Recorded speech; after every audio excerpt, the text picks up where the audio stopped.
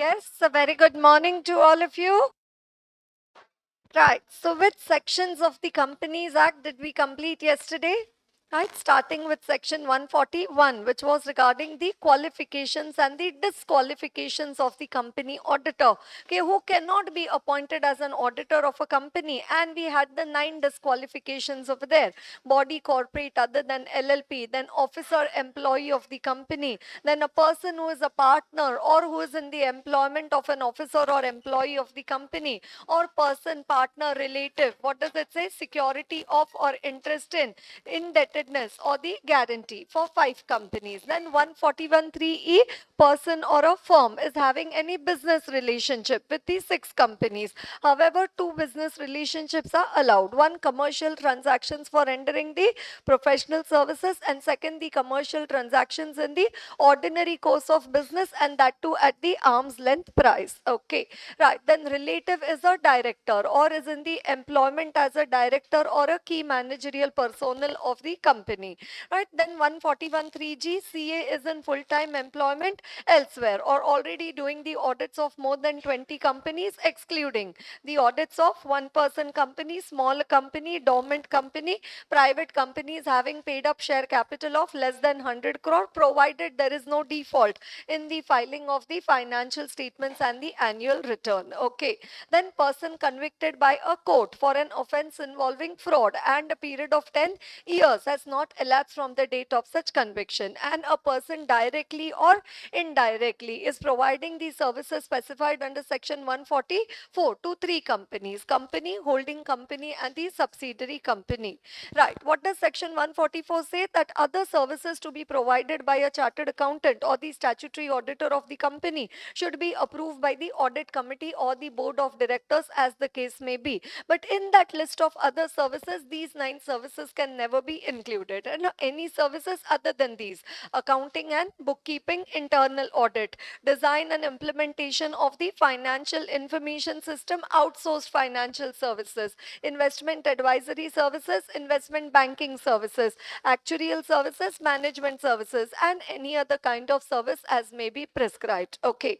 Now, none of these disqualifications should be attracted as on the date of appointment. If it is attracted, then it will be considered as if no auditor is appointed and the existing auditor shall continue to be the auditor of the company. But if any of the disqualification is attracted after appointment, right, it says the auditor shall vacate his office, and such vacation shall be deemed to be a casual vacancy in the office of the auditor. So 141 subsection 4 again required in writing our case study answers over there.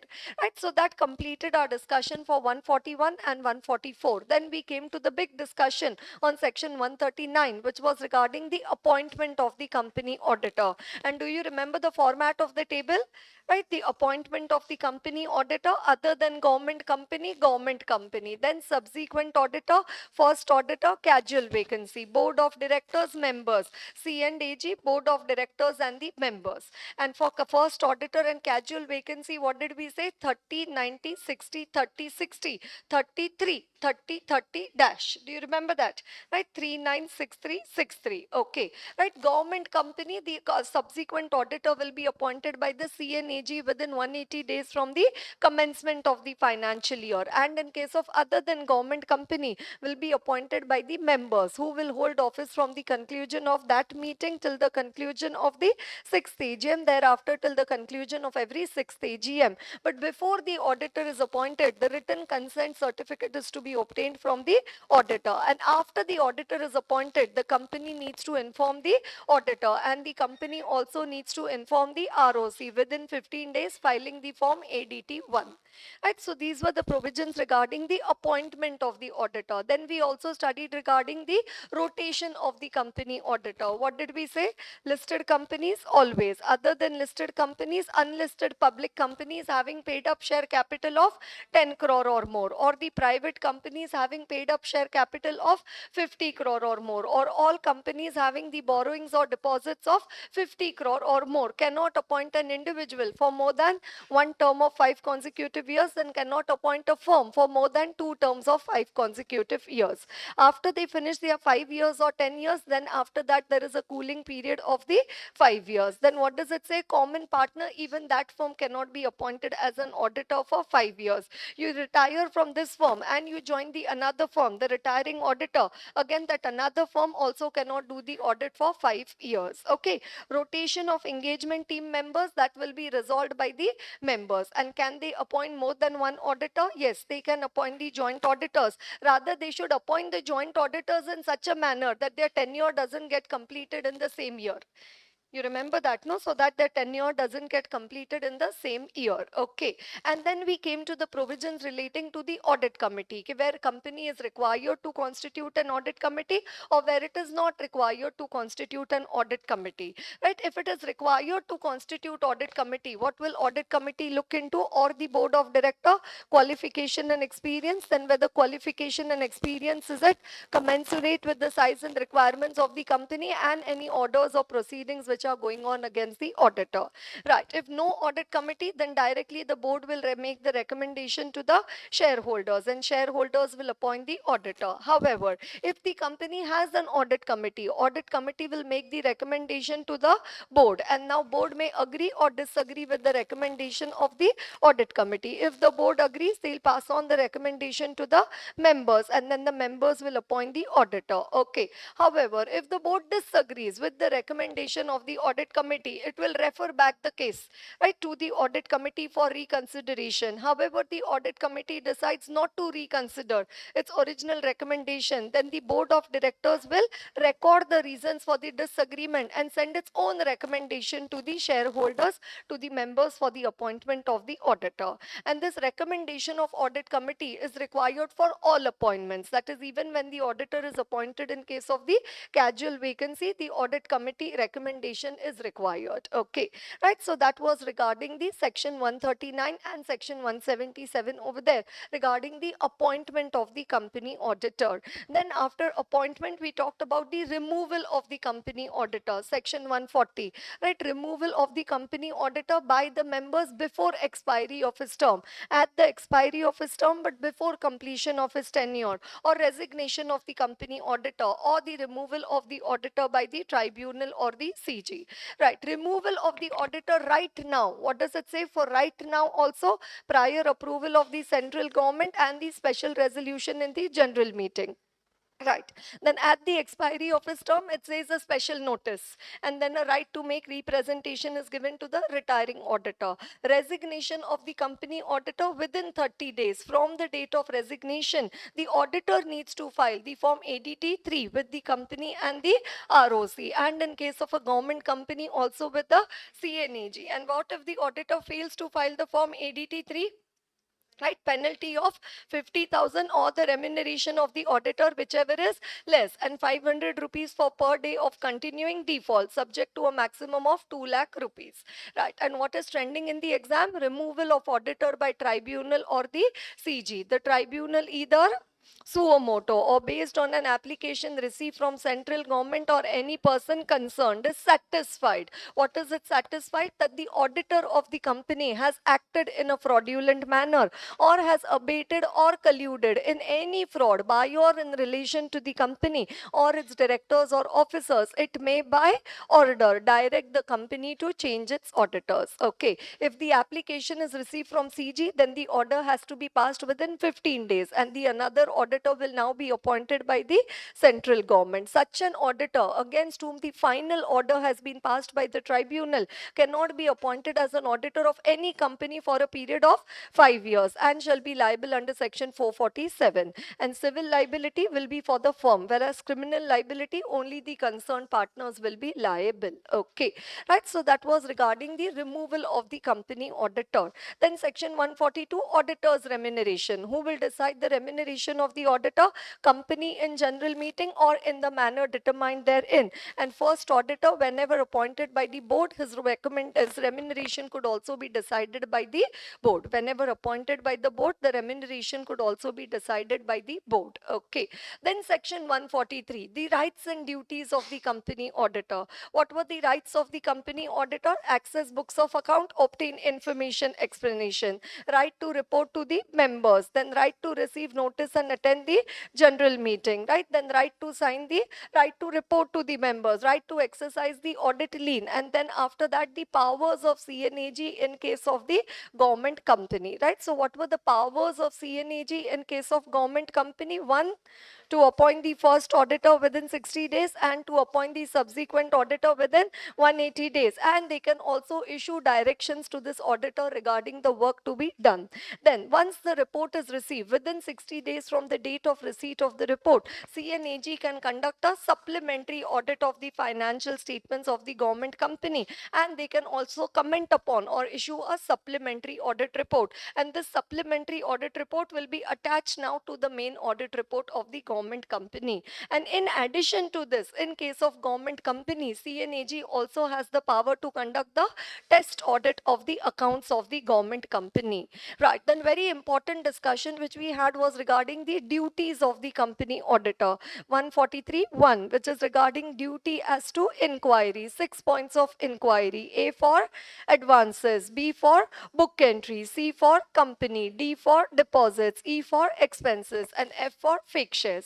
Then 143.3, duty as to reporting. 10 points of reporting over there. Information proper, branch books, AS adverse, directors maintenance, IFC others, and under the others we had A to G, right? What does it say? Pending litigations, material foreseeable losses, delay in transferring amount to the investor education and protection fund. Then clause D has been omitted. Then E, whether the company has received any funds, right, to be used for the ultimate beneficiaries. Then whether the company has given any funds or whether the company has received any funds. So E1 is whether any loans have been advanced for the ultimate beneficiary to the intermediary. So company to intermediary, intermediary to ultimate beneficiary. That is E1. What is E2?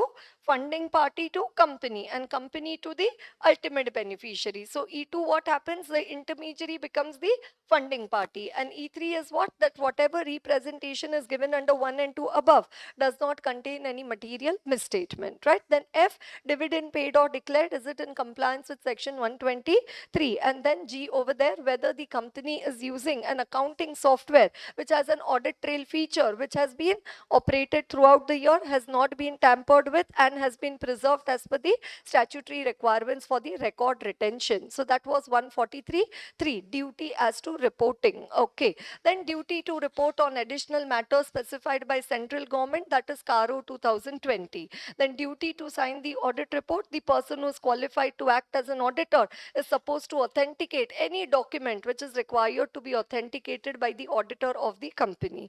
Then duty to give the reasons for the qualifications in the audit report. Then duty as to the branch audit. So branch could be in India or it could be outside India. In India, what does it say? Who can do the branch audit? Company auditor himself or a person who is qualified under section 141. Outside India, who can do the branch audit? Company auditor himself or a person who is qualified under section 141, or a person who is duly qualified to act as an auditor as per the laws of that country. Right, and branch auditor, he needs to submit his report to the company auditor. Right, the next duty of the company auditor, duty to comply with the auditing standards. And the last duty of the company auditor, duty to report the fraud to the CG. What does it say? If an auditor in the course of performance of his duties as an auditor has reasons to believe that an offense involving fraud is an amount involving an amount of 1 crore or above is being or has been committed against the company by its officers or employees, it shall report the matter to the central government in the manner as may be prescribed. And then we had two parts of the discussion over there: fraud less than 1 crore and fraud equal to or more than than 1 crore. Less than 1 crore, more than 1 crore, both cases what you do? Immediately but not later than 2 days, you report the fraud to the audit committee board of directors. And less than 1 crore, also the disclosure has to come in the board report of the company. Right. However, if it is equal to or more than 1 crore, then what does it say? You report it to the audit committee board of directors and seek their reply or observation within 45 days. If they reply within 15 days from the date of reply, you report the fraud to the CG. And if they don't reply, then within 15 days after the expiry of the 45 days, you report the fraud to the CG in form ADT 4. The report has to be addressed to the Secretary, Ministry of Corporate Affairs, to be sent by registered post or the speed post, followed by an email confirmation of the same. It has to be on the letterhead of the auditor, letterhead of the firm, right? The seal, the membership number, telephone number, mobile number of the CA should be mentioned. These provisions, mutatis mutandis, as it is, are also applicable to the cost auditor and also to the secretarial auditor, and we saw that they are also applicable to the branch auditor. And what if any auditor does not do the reporting of fraud? It says listed entity 5 lakh, other than listed entity 1 lakh would be the penalty. Okay, right. So that was our discussion regarding 143, which was regarding the rights and duties of the company auditor. Right. Then after that, we came to section 147, which was regarding the punishment for non-compliance. Non-compliance could have been done by the company or it could have been done by the auditor. So now company who will have to pay the fine, either the company or also the officers of the company. Company has not complied with 139 to 146, both inclusive. Then what does it say? For the company, 25,000 to 5 lakh, and every officer of the company, 10,000 to 1 lakh. Right. An auditor of the company has not complied with 139, 144, 145. Only 3 sections mentioned over there. Right. First, what does it say? 25,000 to 5 lakh or 4 times the remuneration of the auditor, whichever is less. However, if the auditor knowingly, willfully has not complied with the provisions of these sections, then what does it say? 50,000 to 25 lakh or 8 times the remuneration of the auditor, whichever is less. Are you getting that over there? Right. And then what does it say? Imprisonment up to 1 year and imprisonment up to 1 year. And in addition to that, what does it say? The auditor needs to refund the remuneration received from the company and also pay for the damages to the company, to the regulatories, to the creditors, to the investors of the company, and so. Right. So also pay for the damages. Okay. So that was section 147, which was regarding the punishment for the non-compliance of section 139 to section 146 of the Companies Act. Right. Then we came to the discussion of section 148, which was regarding the cost audit. Cost auditor, he has to express an opinion on the true and fair view of the cost of production. Okay. And then we said which are the companies which are required to include the cost records. Out of that, whom need to get a cost audit? Who appoints the cost auditor? Board of directors. To whom does the cost auditor report to? He reports also to the board of directors. Okay. And what is the exemption from cost audit? Right, which is operating in an SEZ, or more than 75% of the revenue is coming from the exports in the foreign exchange, or which is engaged in the generation of the electricity for captive consumption through a captive generating plant. What does it say? Though the company may have to include cost records in their books of account, they don't need to get a cost audit done. Right, that is the exemption from the cost audit. And again, before you appoint the cost auditor, also the written consent certificate is to be obtained from the cost auditor. Right. So that was section 148 regarding the cost audit. Then we came to small sections. Section 128, which was regarding the books of account. Right. So 213 of the Companies Act defines the term books of account. What does it say? Cash book, trading account, balance sheet, and cost records. Right. All sums of money received and expended by the company, all sales and purchases of goods and services by the company, the assets and liabilities of the company, and the records if prescribed by the central government under section 148(1). So what do you mean by books of account? Cash book, trading account, balance sheet, and the cost records. Okay. Then we talked about proper books of account, place of maintenance of books of account, branch books of account, inspection of books of account, and also the period of maintenance of the books of account. What is the period of maintenance? If the company is in existence for less than 8 years, then all the years. If it is company is in existence for more than 8 years, then 8 years. Right. And if the central government has issued a direction, then for such longer period as the central government may deem fit. Is it clear clear to everyone? Right. Then after 128, we came to 129, which was regarding the financial statements. What does it say? Financial statements will give a true and fair view if they are in compliance with the accounting standards and the Schedule 3. Right. However, what does it say? If there is a deviation from the accounting standard, the management has to disclose in the financial statements the deviation from the AS, the reason for the deviation, and also what is the financial effect of the deviation. And periodical financial results are also to be declared by the unlisted companies, right? Periodical financial results also to be declared by the unlisted public companies. Okay, so that was a brief discussion of section 129, which is regarding the financial statements. Then we came to section 130 and section 131. 130, reopening of the accounts, and 131, revision of the financial statements and the board report. What does it say? Can anybody just get up and open the books of account of the company again? No, two things are required. Unless and until an application in this regard has been received from the regulatory authorities and an order to this effect has been passed by the, yes, the tribunal or the court. And what is it to the effect that? What effect? Right, that the relevant earlier accounts were prepared in a fraudulent manner, or that the affairs of the company were mismanaged, right, or that the accounts of the company were mismanaged during the period. Then what does it say? Then the company can do the recasting, reopening of its financial statements. For how long, for what period can the reopening of the financial statements be done? Up to a period of 8 years. But if the central government has ordered for keeping the books of account for more than 8 years, then can they also do the what you say, reopening for more than 8 years also? Yes, then the reopening can be done for more than 8 years also. Okay, and then we talk about the revision of financial statements, voluntary revision of the financial statements and the board report, right? If the board of directors of the company think that that the financial statements or the board report do not comply with the provisions of section 129 or section 134, right, they can revise with the approval, with an application made by the company and with the order which has been passed by the tribunal. So application has to be now made by the company. For reopening, who had to make the application?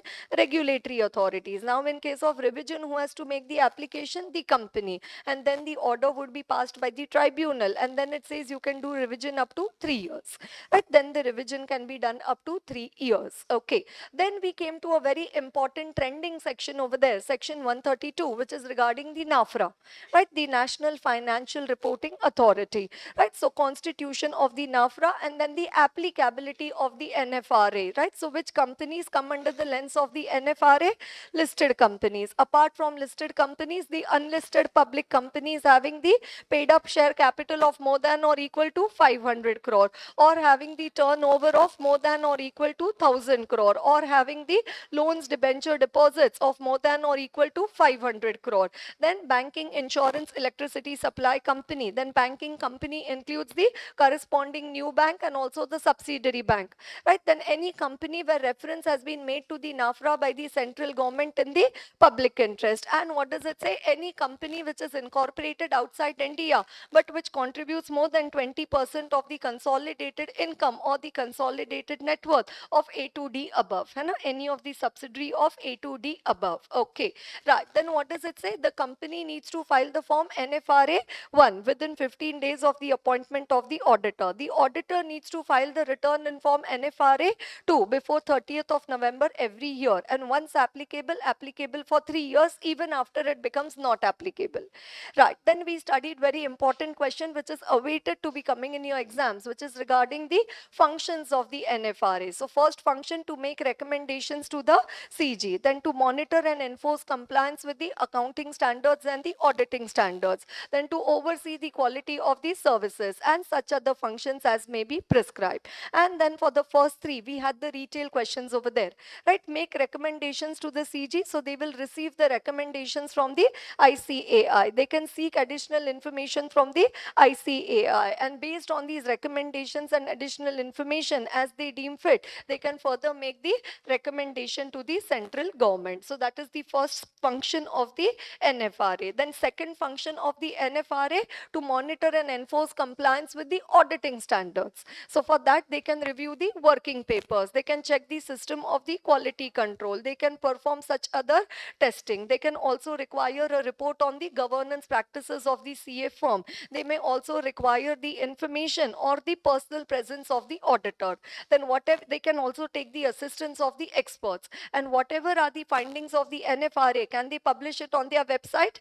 Right, unless it is confidential or the confidential or proprietary information, can it be published on the website? Yes, it can be published on the website. If it is confidential or proprietary information, then it will make a separate report to the central government. And if it is found that the auditor or any professional has violated, right, any law or any particular professional requirement has been violated by the auditor, then the action will be taken. Investigative action or the enforcement action will be taken by the concerned divisions of the NFRA.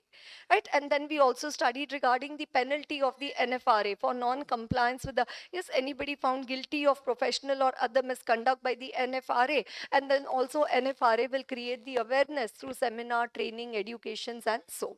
Right, so that was section 132 regarding the constitution of the NFRA. 100% it is trending. It is an ATF. Very, very important. Nobody has ever written anywhere that you have to start studying the chapter from the qualifications and disqualifications of company auditor.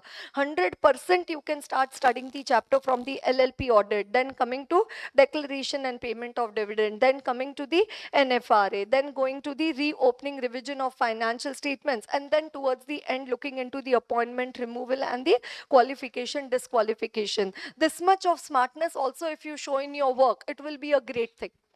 You understand? This much of smartness will also be a great thing. And then we also discussed yesterday section 134 subsection 5, which was regarding the director's responsibility statement, which is nothing but the contents of the management's responsibility paragraph in the audit report. So what did we say? 3A, 1G, and 2S, right? 3A, 1G, and 2S, right? So this is up to where we have already, tried to gulp the chapter of the company audit yesterday, right? This is what we have understood and culminated regarding the company audit chapter so far, right? So now we are left with two discussions over there. One regarding the declaration and the payment of the dividend, and second one is regarding the LLP audit, the salient features of the LLP audit. So that once we finish that, we can quickly move on to the small chapter on the liabilities of the company auditor, right? The liabilities of the auditor. Okay, right. So now let's proceed, right, to our discussion of section 123, which is regarding the declaration and the payment of the dividend,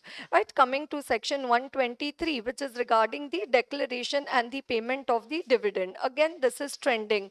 Lot of questions coming in the theory part of the paper and also in the MCQ part of the paper from this one. Super trending, and a 5-star. Yes, super, super important.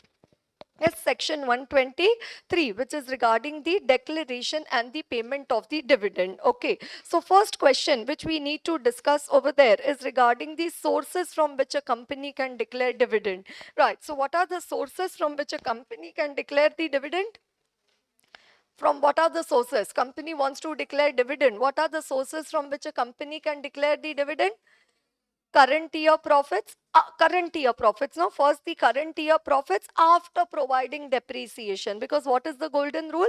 No depreciation, no dividend. So what is the sources of the dividend? First source of declaring dividend is the current year profits after providing depreciation, or it could be the previous year profit, previous year or year's profits after providing depreciation. So that is the accumulated profits of the company, that is the free reserves of the company, right? Or it could be both current year profits as well as it could be the previous year profits of the company. Or fourth one, money provided by the central government or the state government in pursuance of a guarantee given, right? So in total we have the 4 sources from where a company can declare the dividend, right? So what does it say? Dividend shall be declared and paid by the company for any financial year out of the profits of the company for that financial year, for that year, after providing depreciation as per schedule 2. So what is very important? important is the depreciation. No depreciation, no dividend, right? So out of the profits of the company for that year. And then what does it say? Totally, what are the sources of declaration of dividend? No dividend shall be declared or paid by a company for any financial year except out of the profits of the company for that year arrived at after providing for the depreciation, out of the profits of the company for any previous financial year or years arrived at, again what does it say, after providing depreciation, and it is remaining undistributed, or out of both of the above, current year profits as well as the previous year or year's profits, and out of monies provided by the central government or the state government in pursuance of a guarantee given by that government. Okay, but what is the NEW over there? Okay, while calculating the current year profits and while calculating the previous year profits for the purpose of the declaration of dividend, what does it say?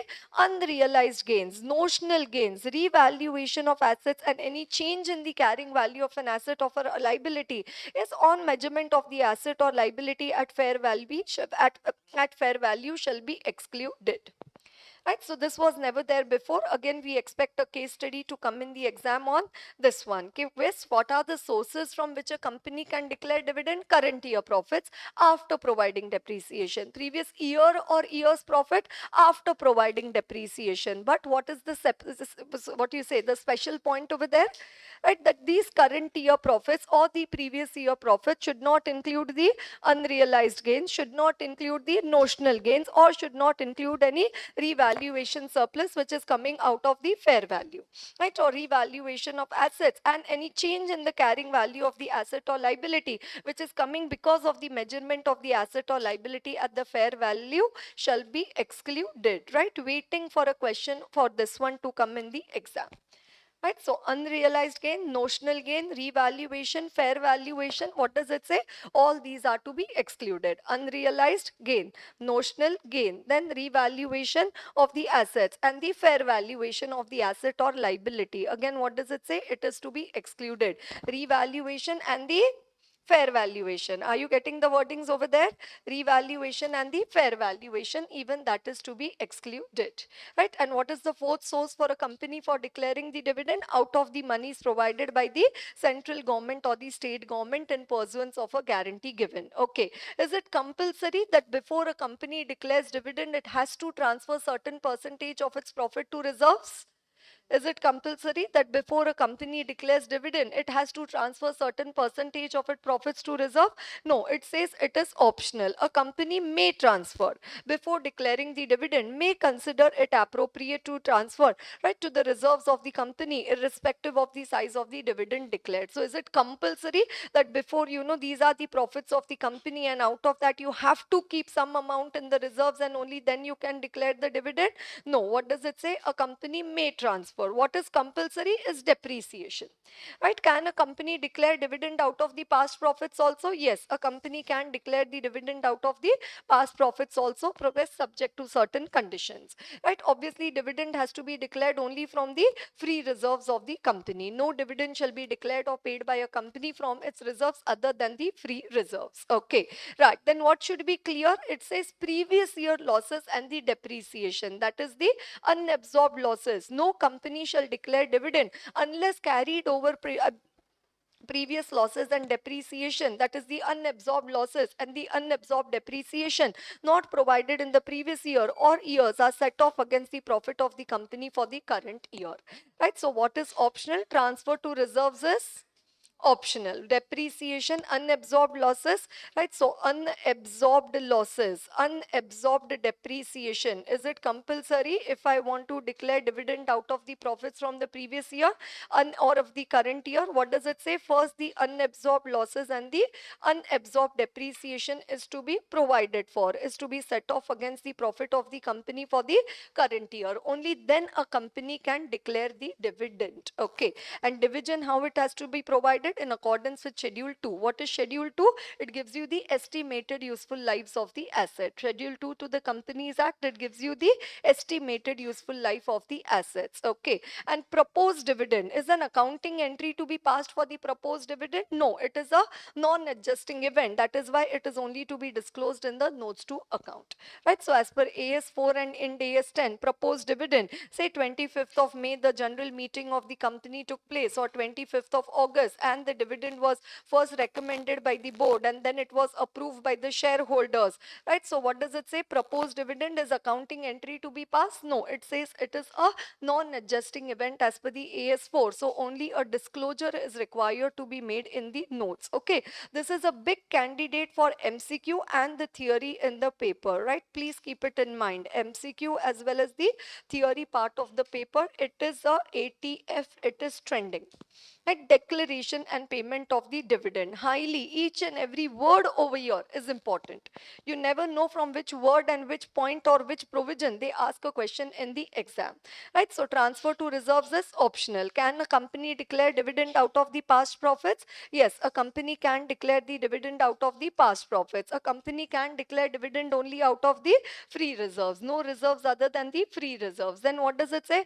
Unabsorbed losses, unabsorbed depreciation, first that should be absorbed, then only then you can declare the dividend. Then what does it say? Depreciation should be provided as per Schedule 2. Then proposed dividend, it is a non-adjusting event, not recognized as a liability because no obligation exists at the balance sheet date and therefore it is only to be disclosed in the notes to account. Then interim dividend, right, that is in between of the year. One, you have the final dividend and then you also have the interim dividend. What does it say? The term dividend has been modified to include the term interim dividend also.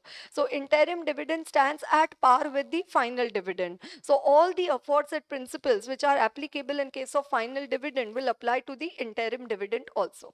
Right? So all the provisions which you apply to the final dividend, all of that will be applicable to the interim dividend also. Is it clear to everyone? Okay, right. Now say for the September quarter, the company, yes, or say for the December quarter, the company wants to declare the dividend, right? Say example for the December quarter, right? Say in the month of January and a December 24 quarter, so Jan 25, the company wants to declare the dividend, and Jan 25 when they want to declare the interim dividend. Are you with me?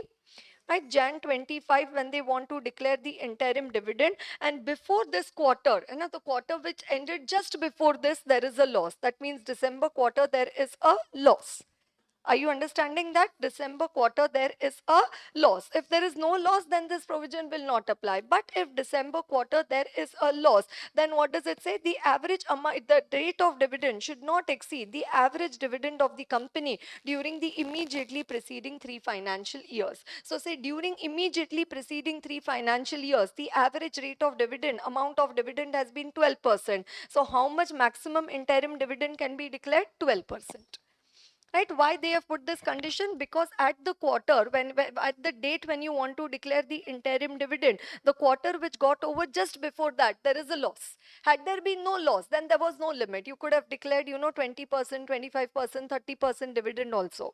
But at the date when you want to declare the interim dividend, the quarter before that, if there has been a loss, then there is a cap. What is the cap? It should not exceed the average amount of dividend of the immediately preceding 3 financial years. Is it clear to everyone? Provided that in case if the company has incurred a loss during the current financial year up to the end of the quarter immediately preceding the date of declaration of interim dividend. Do you understand this sentence?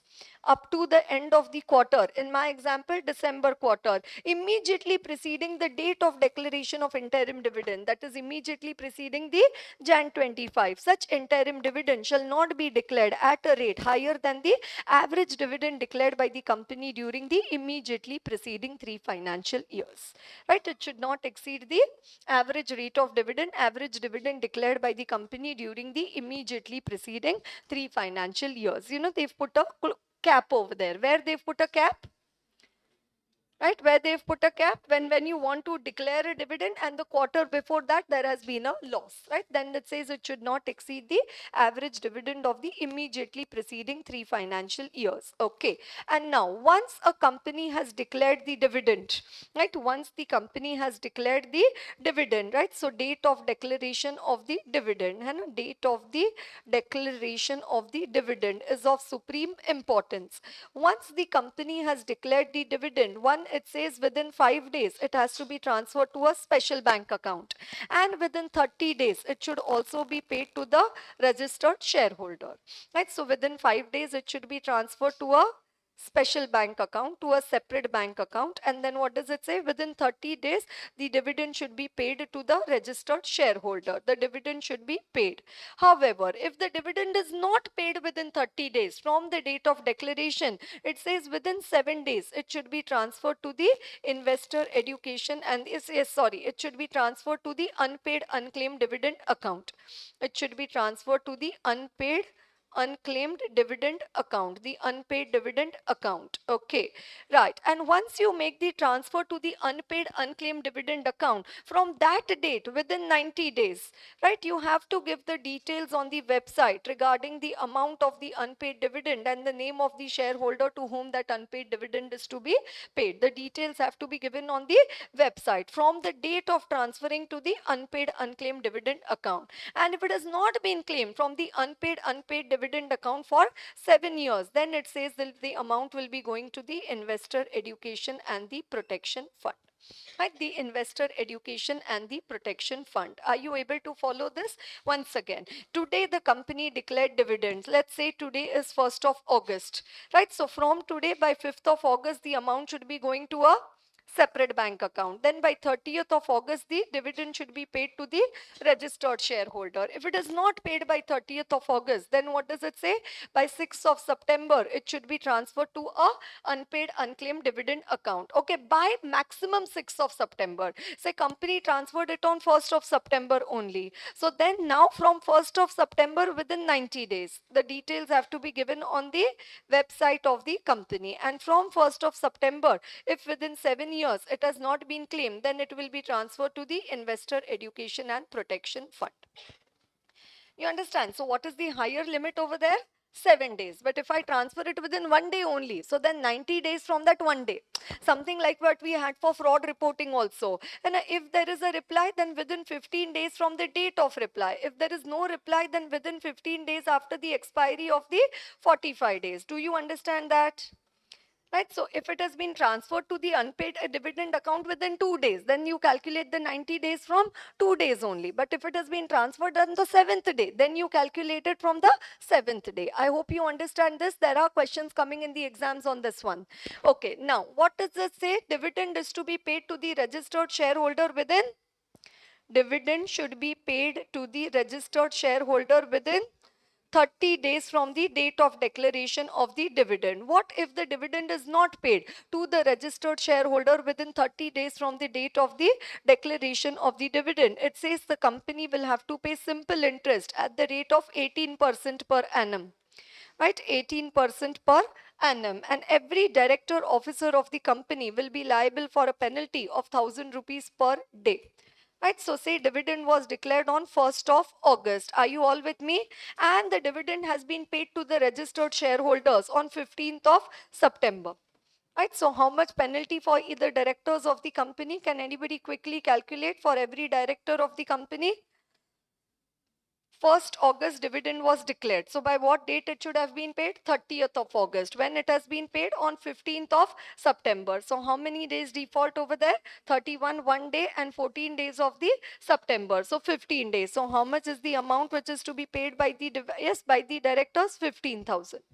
And 1000 rupees per day of the default, 1000 rupees for each day of the default. Are you understanding that? Right, and when they pay it on 15th of September, so again how many days delay has been there? 15 days delay. So again what you just do, say the amount of dividend is 10,000, so 10,000 into 18%, yes, say that comes to 1800, and then you do into 15 divided by 365, whatever is the amount, that is the interest which you need to pay on the same.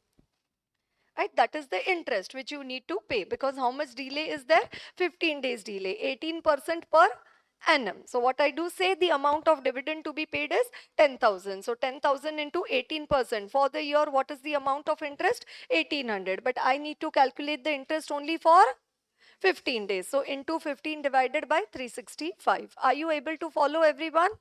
Right, into 15 divided by 365. Everybody, are you able to follow this? Okay, right. Then what does it say? The dividend, right? It has to be transferred. If not paid within 30 days, then it has to be transferred to the unpaid dividend account within 7 days. Okay, so here it says director of the company, 1,000 rupees per day of default.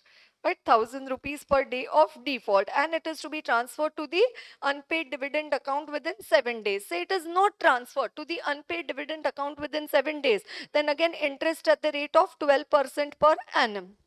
Right, interest at the rate of 12% per annum. So very important are these two interest figures for you, 18% and the 12%. Right, 18% and also the 12%, and also the details have to be given on the website of the company. And also, what does it say? If not transferred, then within 7 years it has to go to the investor education and protection fund. What are we discussing? Section 123 regarding the declaration and the payment of the dividend. Are you getting that? Right, declaration and the payment of the dividend. Is it clear to everyone? Right, once again let us try to draw the chart. Today the company declared dividend. So from today, within 5 days, it has to go to a special bank account. Within 30 days, it should be paid to the registered shareholder. If not paid, interest at the rate of 18% per annum, and director of the company, 1,000 rupees per day for each day of the default. Okay, right. Then what does it say? If not paid within 30 days, then within 7 days, it has to be transferred to the unpaid unclaimed dividend account. Right, the unpaid unclaimed dividend account. Okay, once it has been transferred to the unpaid unclaimed dividend account, what does it say? Within 90 days, the details have to be posted on the website of the company of the unpaid unclaimed dividend. And also, if it is not claimed from this account for 7 years, then it has to be going to the investor education and the protection fund. Are you able to follow this? Say it is not transferred within 7 days to the unpaid unclaimed dividend account, then interest at the rate of 12% per annum is to be paid. Right, then interest at the rate of 12% per annum is to be paid. Is everybody able to understand this? 30 days, 7 days, 90 days, and the 7 years. Here it is 18%, here it is the 12%. Are you getting that? We'll see the provisions also. So when we see the provisions, you'll get more clarity on the same. Right, but have you got an outline for our discussion? Did you know how I calculated the interest over here? Say the amount of dividend to be paid was 10,000. So what we did, 10,000 into 18%. How much it came? 1800 for the year. But how many days default was there? 15 days default. So that is why 15 divided by 365, right? 15 divided by 365, because for the year you have to pay 1800. So for 15 days, how much of the interest will be required to be paid? Are you able to follow this, everyone? Okay, right. And say the dividend, and a total dividend to be paid by the company was, say, 10 lakh. Right, total dividend to be paid by the company was 10 lakh. Out of that, they only paid the 9 lakh. So 1 lakh was required to be transferred to the unspent unclaimed dividend account, to the unpaid unclaimed dividend account. Are you understanding? When was the dividend declared? 1st of August. By 30th of August, it should have been paid. It has not been paid by 30th of August. How much has not been paid? 1 lakh rupee has not been paid by 30th of August. Okay, and now this has been transferred to the unpaid unclaimed dividend account, say again on 15th of September. Right, again it has been transferred to the unpaid unclaimed dividend account when? On 15th of September. So by when it should have been transferred? It should have been transferred by 6th of September, within 7 days from the date of the, after the completion of the 30 days. And now here, when it has been transferred? On 15th of September. So 7, 8, 9, 10, 11, 12, 13, 14, right? So there is a 8 days delay over there. So what we will do? 1 lakh into 12%, right? That will bring it to 12,000, and then again 12,000 into 8 divided by 365. That will be the amount of the interest. Are you able to follow this? Right? That will be the amount of the interest for the transfer to the unpaid unclaimed dividend account. Okay. Right? So you have to calculate it from the correct dates. If you don't calculate it from the correct dates, your answers will go wrong in the exam. You understand? And best way to count is like this. And no mathematical calculations to be done. Take it simply like that. Okay, when the dividend was to be declared, paid by 30th of August. By when it has been paid on 15th of September. So 1 day of the August and then 14 days of the September. So total it is how much? 15 days. Calculate it that way. Or say it is on 6th of September. Say it should be paid within 7 days. So 30th August, then 31st, 1, 2, 3, 4, 5 and 6. So it should be paid by 6th of September. When it has been paid, transferred to the unpaid unclaimed dividend account 15 September. So 7, 8, 9, 10, 11, 12, 13, 14. So again there has been a 8 days delay over there. Right, so simple. Make these simple calculation. Keep your starting point in your mind and keep the end point. Okay, when it has been transferred and accordingly calculate. And remember the correct percentages also over there. What are the percentages over there? 18% and the 12%. Are you able to follow this, everyone? Okay, right. Let us come to the discussion over here. Right, so now coming to 5 days. Once the dividend has been declared, including the interim dividend, it shall be deposited in a scheduled bank in a separate bank account within 5 days from the date of declaration of the dividend. So within 5 days, it has to be going to a special bank account. Okay. Then where a dividend has been declared by a company, but it has not been paid or claimed within 30 days from the date of declaration of the dividend to any shareholder entitled to the payment of dividend, the company shall within 7 days from the date of expiry of the said period of 30 days transfer the total amount of the dividend which remains unpaid or unclaimed to the unpaid dividend account. Right, so once it has been declared, within 30 days to be paid. If not paid, then within 7 days to be going to the unpaid unclaimed dividend account. Then the company shall within a period of 90 days of the date of making any transfer to the unpaid dividend account, prepare a statement containing the names, the last known addresses, the unpaid dividend to be paid to each person, and the place it on the website of the company if so, and also on any other website approved by the central government for this purpose.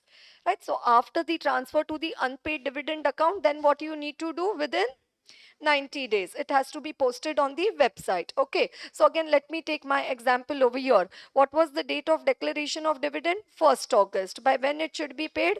30th August. When it should be transferred to the unpaid unclaimed dividend account? By 6th September. When did they transfer? 15 September. So now from when will you calculate 90 days? From when will you calculate the 90 days? From 15th of September. Because what does it say? From the date of making any transfer to the unpaid unclaimed dividend account within a period of 90 days.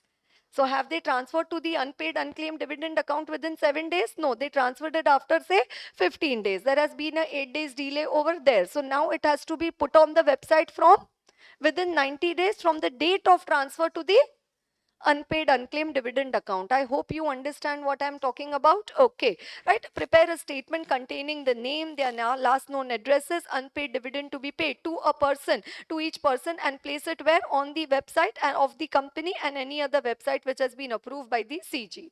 Okay, if any default is made in transferring the amount to the unpaid dividend account of the company, it shall pay from the date of such default interest at the rate of 12% per annum. So this is if you don't transfer to the unpaid dividend account. Any money transferred to the unpaid dividend account of a company which remains unpaid or unclaimed for a period of 7 years from the date of such transfer. So again from 15th of September shall be transferred by the, in my example, like 15th September, if there has been a delay, shall be transferred by the company along with accrued interest, if any, thereon to the investor education and the protection fund.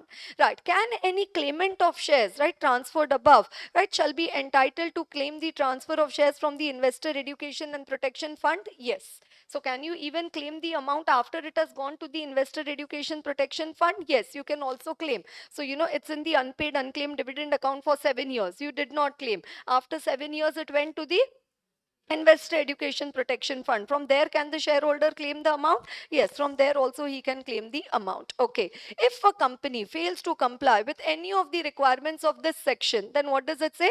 It shall be liable with a penalty of 1 lakh, and in case of continuing failure, 500 rupees for per day, right? Subject to a maximum of 10 lakh.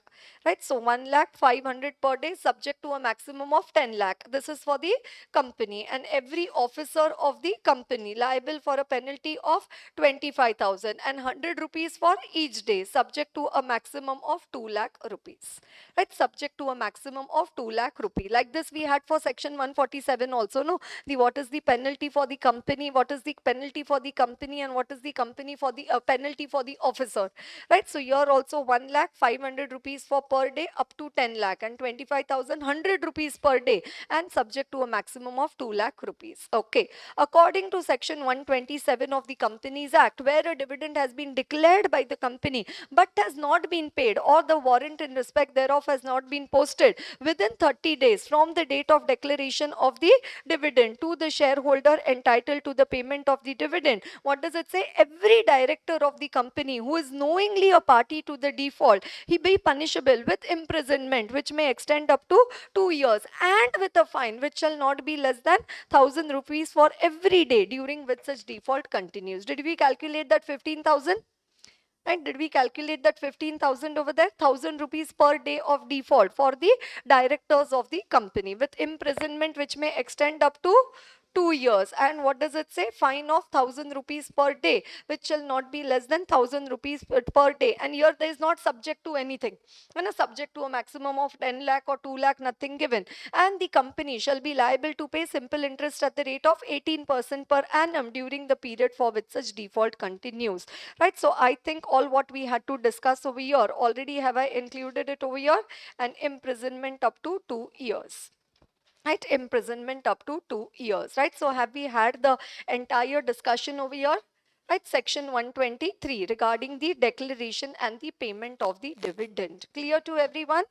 Right, the declaration and the payment of the dividend. Okay, right, and now we come to the verification of the dividend. That means we are talking about the audit procedures. Verification. When I talk about audit procedure, which color sunglasses do you wear? Green color sunglasses, right? So one, what you need to check, whether the dividend was declared out of the profits of the company after providing depreciation. Depreciation was provided as per schedule 2. A board resolution has been passed recommending the payment of dividend. Then dividend has been declared only at the AGM. Who recommends the payment of dividend? Board of directors. Who declare the dividend? The shareholders. Right, so it says the board resolution recommending the dividend was passed. Then the dividend was declared only in the AGM. Then dividend declared in the general meeting should not exceed the amount recommended by the board. So if board has recommended 12%, can shareholders declare 12%? Yes. If board has recommended 12% dividend, can the shareholders declare 12%? Yes. Can they declare 10%? Yes. Can they declare 14%? No. They cannot exceed the rate which has been recommended by the board. They cannot exceed. The shareholders cannot exceed the rate of dividend which has been recommended by the board. Okay, right. Then what does it say? Amount paid or credited as paid on shares in advance or of calls is not treated for the purpose of the regulations. Obviously, on advance call, yes, calls paid in advance. Do you pay dividend on them? No, no dividend is to be paid on calls paid in advance. Then register of members as was closed as per the provisions of section 91. Then dividend has been transferred to a separate bank account within 5 days. Then dividend has been paid in the prescribed manner within 30 days. Then what does it say? After 30 days, if it has not been paid within 30 days, it has been transferred to the unpaid unclaimed dividend account. Then if it remains in the unpaid dividend account for more than 7 years, then whether it has been transferred to the investor education and the protection fund. So everything what we study in the provision, now same thing is coming in the audit procedures. Are you able to follow this? है ना, only green color now, है ना, okay, as an auditor you need to verify. Intimation has been sent to the stock exchanges. Any complaints regarding the non-payment or delay in payment of dividend? If so, whether the corrective action has been taken. And dividend declared after the balance sheet date should not be recognized as a liability, but only a disclosure should be given. Why? Because we said it's a non-adjusting event as per the AS4 or the Ind AS 10. It is a non-adjusting event as per the AS4 and the Ind AS 10. Are you understanding that? Okay. So that is the verification of the dividend, the audit procedures over there, right? And now coming to the question bank. Right, so let us have a look at the question bank. Okay, in question bank, one offbeat question which was there in the MTP and a mock test paper. Okay, Dharam and Karam company has prepared its financial statements for 21-22, which were approved by the board of directors of the company, and thereafter they were signed by the chairperson of the company as authorized by the board, as well as they were signed by the CEO, CFO, and the company secretary respectively. Also, its board report was signed by its MD as well as the executive director. Right. So, what does it say? Which were Dharam and company prepared its financial statements. Who signed the financial statements? Chairperson, CEO, CFO, and the company secretary respectively. They signed the financial statements of the company. And later on, what did they also prepare? They prepared the board's report. And who signed the board's report? It was signed by the MD as well as by an executive director. You are required to comment whether the financial statements and the board report of the company have been signed by the persons who are mandatorily required to sign as prescribed by the Companies Act, right? As prescribed by the relevant act. Okay, right? So as per section 134, the financial statements including the consolidated financial statements, if any, shall be approved by the board of directors before they are signed, right? They will be approved by the board of directors before they are signed on behalf of the board by the chairperson of the company, where he is authorized by the board, or by two directors, out of whom one shall be the MD, if any, the CEO and the CFO, and the company secretary of the company, wherever they are appointed, or in the case of the one person company, only one director for submission to the auditor for his report thereon. So this is regarding the authorization of the financial statements. What does it say? Chairperson of the company or by two directors. Here by whom it has been signed? It has been signed by the chairperson. And what does it say? CEO, CFO, company secretary, wherever they have been appointed. So do you think that the financial statements have been signed correctly? Right, the financial statements of Dharam and Karam, have they been signed correctly? Yes, it can be said that the financial statements have been signed correctly. Now let us look into the board's report. Board's report shall be signed by the chairperson of the company if he is authorized by the board. And where he is not authorized, then it shall be signed by at least two directors, one of whom shall be the managing director. So who signed the board's report of the company? The managing director as well as by one of the executive director. So what does it say? Board report shall be signed by chairperson if he is authorized by the board, and if he is not authorized, then it shall be signed by at least two directors, out of whom one shall be the managing director. So was one the managing director? Yes. And has it also been signed by an executive director? Yes. So has it been signed by two directors over there, by at least two directors, out of whom one shall be a managing director? Yes. So your Karam, yes, Dharam and Karam company, and therefore it can be said that the financial statements and the board report of Dharam and Karam Company Limited have been signed in accordance with section 134 of the Companies Act 2013. So honestly speaking, this has nothing to do with the audit syllabus. This is not there in the study material of the audit also, and in the institute study material. But that is not a justification for us for not knowing the provision. And right now we have the liberty to say so. Tomorrow when law will go out of the syllabus, or when it will come under the, what you say, self-disciplinary study module or so, it's still then we are expected to be knowing these provisions. But we need to join our hands and thank God. Why thank God? Because before putting the question directly into the suggested of the exams, they first put it in the MTP. And they've given us a high alert over there that, see, we have prepared this type of question, and sooner or later it is a waiting list question. It will come into the exams of the institute. Okay, right. Question number 53. Beneath Minerals Limited is a public sector company engaged in the extraction of the minerals from the land. It has to pump out water in the first layer of the soil if the minerals are to be excavated. The company pumps out the water and diverts the water through a water course constructed by it to nearby villages, and the water is allowed to be used by the villagers for drinking purposes. The cost of construction of the water course amounted to 5.25 crore, and the company has disclosed this amount as CSR expense in the statement of profit and loss account. Okay, now why are they doing the setting up of the water pipe over there, construction of the water course? In order to pump out the water, in order to extract the minerals from the land. Yes, so what is it? It is done in the ordinary course of business. It will not be qualified as an expenditure incurred on the CSR activities. It has been incurred in the ordinary course of business, so it will not be considered as CSR activities, right? So mandated the corporate entities that expenditure incurred for CSR shall not be the expenditure incurred for the activities in the ordinary course of business. If expenditure incurred is for the activities in the ordinary course of business, then it will not be qualified as an expenditure incurred in the CSR in the given case. Right, company has disclosed the cost of construction of the water course 5.25 crore as CSR expense in the statement of the profit and loss, which is not correct, as this expenditure incurred for the construction of the water course is included in the ordinary course of activities of the business. Therefore, the treatment made done by showing the cost of construction as CSR expense is not correct. Okay, so what is the learning over us for us over here? Ordinary course of business, that expenditure cannot be treated as CSR expense. Right, ordinary course of business, that expenditure cannot be treated as the CSR expense. Okay, question number 54. ABC Limited is in the practice of maintaining consistent dividend payment over a minimum of 14%. 1920 was so very bad for the company that it was not possible for the company to maintain the payment of dividend consistent as above. The management, being hopeful of recovery of its performance in the next year, felt that depreciation of the year to the extent of 75% alone be charged to the profit and loss, and remaining 25% be kept in a separate account code in the balance sheet. Debit balance is adjustable against revenue account. The management was of the view that it would be a fair practice of accounting if depreciation for asset is charged before expiry of the life of the asset, and the amount parked in the asset code as above would unfailingly be adjusted to the revenue before the close of the next financial year anyway. Analyze the issues involved and state how the auditor would decide on this matter. We have just one sentence to say over there, or only one, what do you say, important term which we have over there.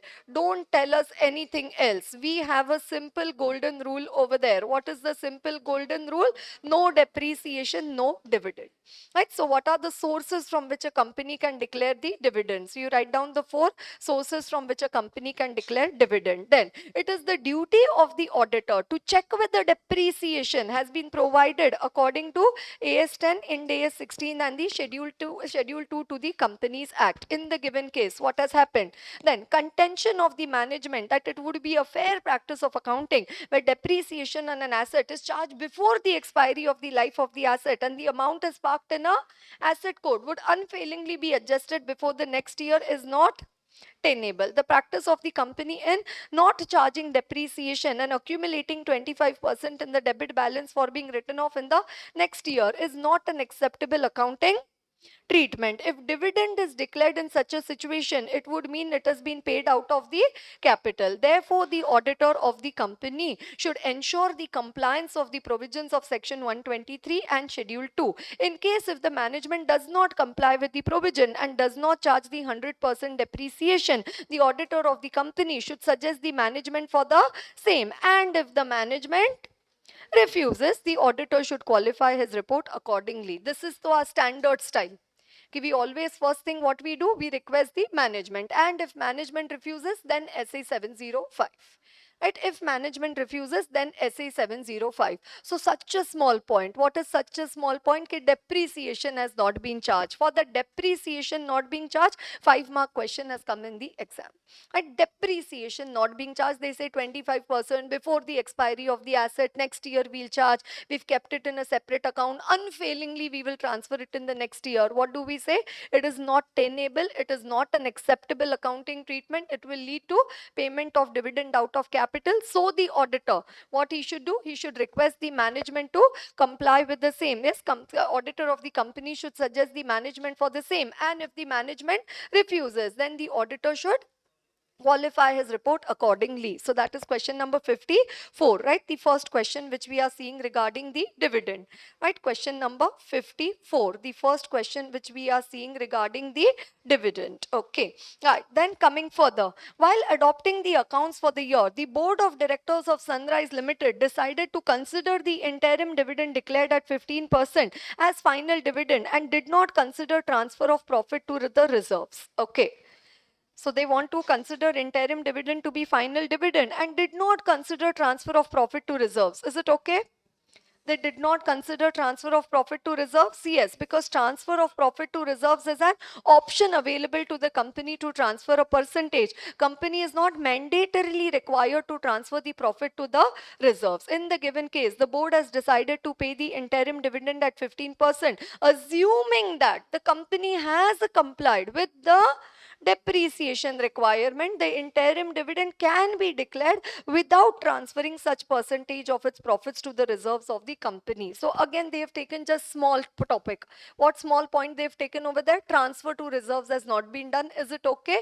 Yes, it is okay. Why? Because it is optional, right? Because it is optional. Okay, right. Next one, question number 56. For the year ended 2019, KR Limited proposed to declare dividend, declare 20% dividend out of the current year profits of the company, but did not transfer any profit to reserves. Okay, but did not transfer any profit to the reserves. And for the year ended 2019, RK Limited, right? So one is KR Limited and now second is RK Limited, declared 25% dividend on its equity share capital amounting to 100 lakh on 10th of June 2019, out of which 20 lakh remain unpaid as on 11th of July 2019. Right, so now what does it say over here? First case is, what does it say? Depreciation dividend can be declared without transferring any percentage of the profits to the reserves of the company. Is it clear to everyone? Right. And second case, what happened in case of the company? It declared 25% dividend on the 100 lakh. That means how much dividend has been declared? 25 lakh. And what does it say? As on 10th of June 2019, right, it has decided to declare the dividend, out of which 20 lakh remain unpaid as on 11th of July. Right, so 10th of June, right? So what does it say? It has to be transferred to the unpaid dividend account. 20 lakh has to be transferred to the unpaid dividend account. In the given case, has declared 25% dividend, 100 lakh on 100 lakh, out of which 20 lakh remain unpaid on 11th of July. Applying the above provisions, RK Limited within 7 days from the expiry of the said period of the 30 days is required to transfer the amount of 20 lakh to the unpaid dividend account, right? So what would be that date? Here it says 10th of June, right? So then it has to be transferred to the, what is the date of declaration of the dividend? Right? What is the, what is the date by which the dividend should have been paid?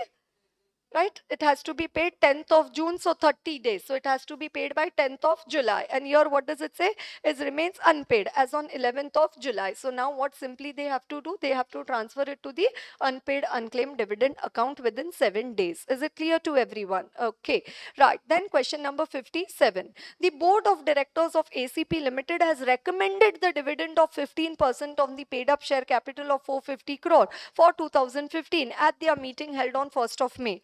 Right, when the accounts for 14-15 were approved. The board of directors, when they met on 7th of July, so when was the dividend proposed, recommended?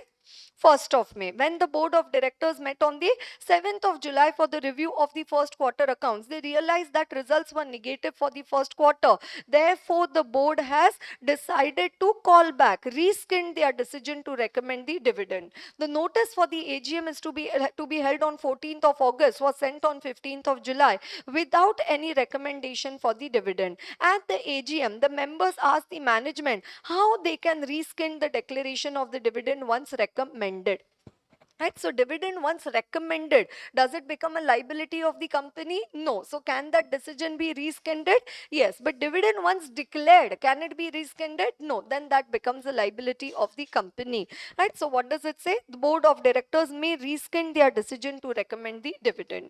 Right. The board of directors have recommended the dividend in their meeting. Such dividend is not declared in the AGM. Further, the board has decided to rescind the decision before the date of the AGM. Thus, the dividend which is only recommended and not declared does not attract any penal provisions, as which is not only recommended but not declared does not attract any of the legal provision. Therefore, the board of directors may rescind their decision to recommend the dividend. Are you understanding one more question over there? Yes. And then question number 58. AARK is a large size listed company having turnover of 4,000 crore. The company also plans to get listed on the New York Stock Exchange next year. The company has paid good amount of dividend during the year to its shareholders, which is significantly higher as compared to the earlier year. The statutory auditors would like to focus on this aspect at the time of their statutory audit, right? Please advise the statutory relevant procedures that the statutory auditor should perform in respect of this area. So simple question, what are they asking?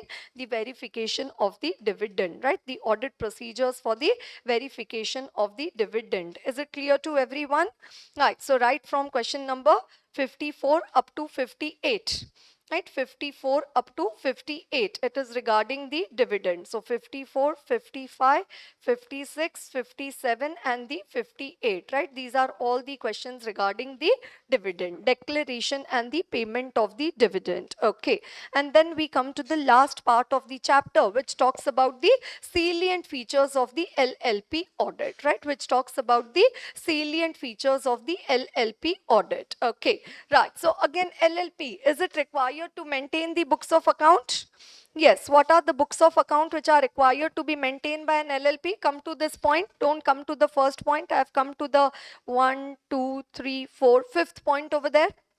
Books of account, right? LLPs are required to maintain books of account which shall contain particulars of all sum of money received and expended by the LLP and the matters in respect of which the receipt and expenditure take place. So in our language we call it as the cash book. Then a record of the assets and liabilities of the LLP. So that is the balance sheet. Then statement of cost of goods purchased, inventory, work in progress, finished goods and the cost of goods sold. So that is nothing but like the trading account and any other particulars, right? Cost of goods purchased, cost records, trading account and any other particulars which the partners may decide. Is it a possibility that in your exam there is a question regarding kindly discuss, okay, what are the books of account which are required to be maintained by an LLP, right? So what are the books of account to be maintained by an LLP?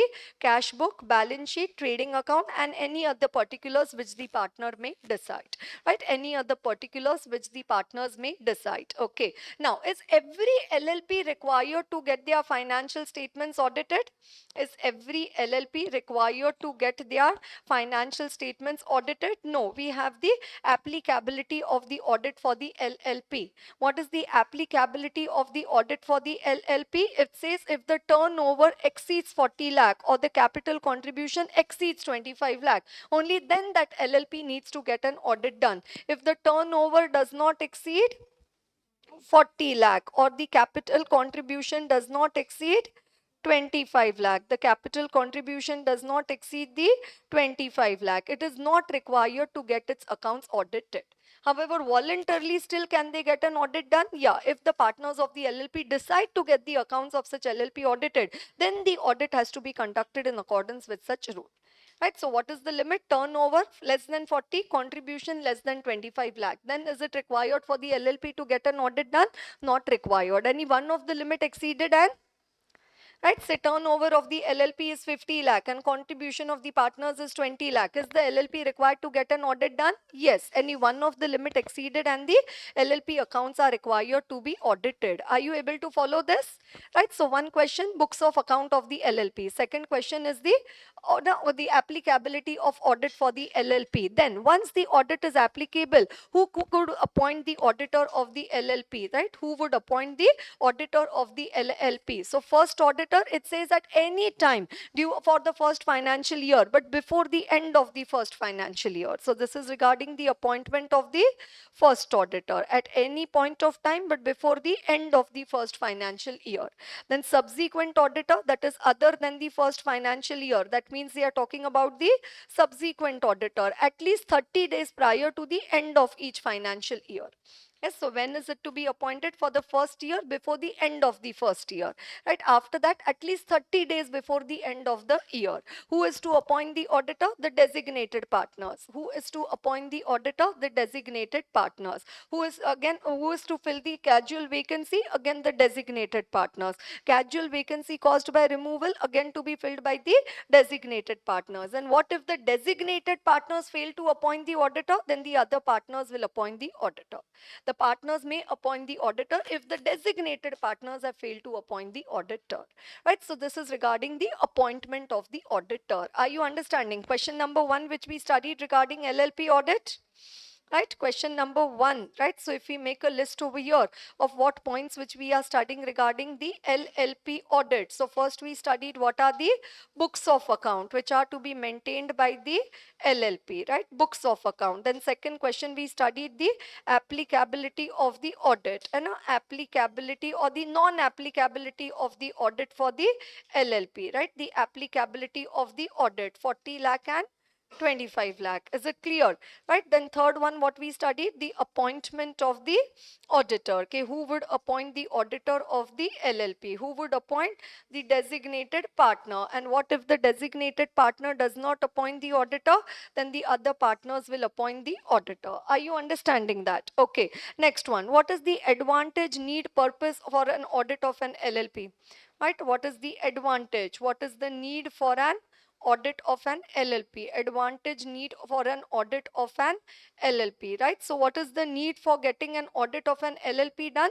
So that is question number 4. What is question number 4? How will auditing help? So what we study in intermediate, advantages of an audit. So here what will it help in? It will help in detecting the errors and frauds. It will help in settling the accounts. It will help in getting the loans from the bank's financial institution. It will also help in improving the management of the LLP, and it will also help in settling the accounts. So it will help in settling two things. Which are the two things it will help to settle? One, it will help to settle the disputes, and second, it will help to settle the accounts. Then it will help in detecting the frauds and errors, and obviously that will help in improving the management of the LLP, and obviously the bank's financial institution, they will give the loan only on the basis of the audited accounts, right? So 2, 2 and 1, advantage, need, purpose of an audit of an LLP. See, anyways, what question comes from the pronouncements of ICAI or some offbeat question you see over there, anyways, that is alien to us. We don't know, okay, what question, what are they asking, what do I write? I cook something on my own and I write in the exam over there. But if they ask this type of question, like advantage, need, purpose of an audit of an LLP, and that answer I write in my own language, and they give me a charity of half mark over there, no use.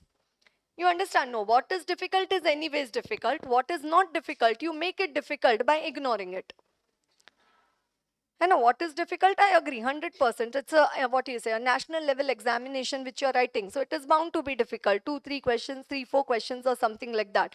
But what is easy? We have the art to make that also difficult. How? By considering, this is so very easy. And this is the very easy. That is why no need to study. Right. So what have we analyzed over there? One, settling the accounts, settling the disputes, and help in detecting the fraud and errors. So obviously helps in improving the management of the LLP, and obviously banks and financial institutions will lend the money only on the basis of the audited accounts. So that is the advantage, purpose, need of an audit of an LLP. Right, now when auditor, you're appointed to do the audit of the LLP, what are the auditor's duty regarding the audit of the LLP?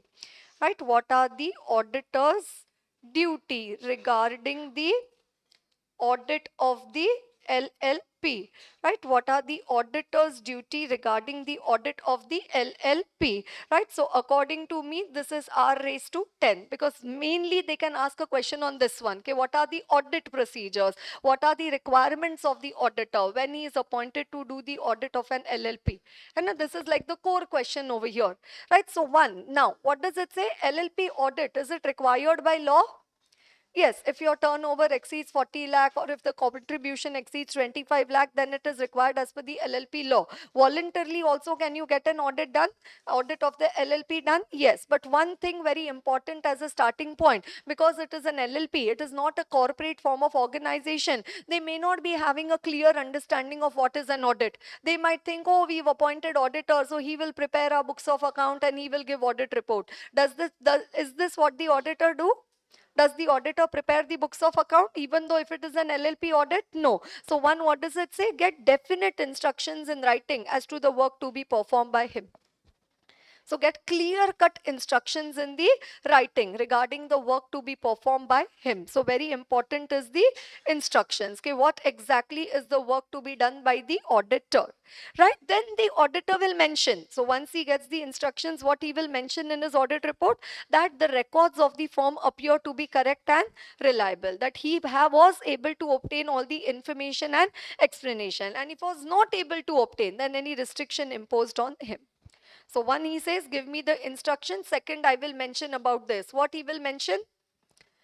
Right, that the records are correct and reliable. He was able to obtain the information, explanation. And if he was not able to obtain, then any restriction imposed on him. Are you understanding that? Right. Then third one, what will the auditor do? He will read the LLP agreement, which is very similar to our partnership deed or partnership agreement.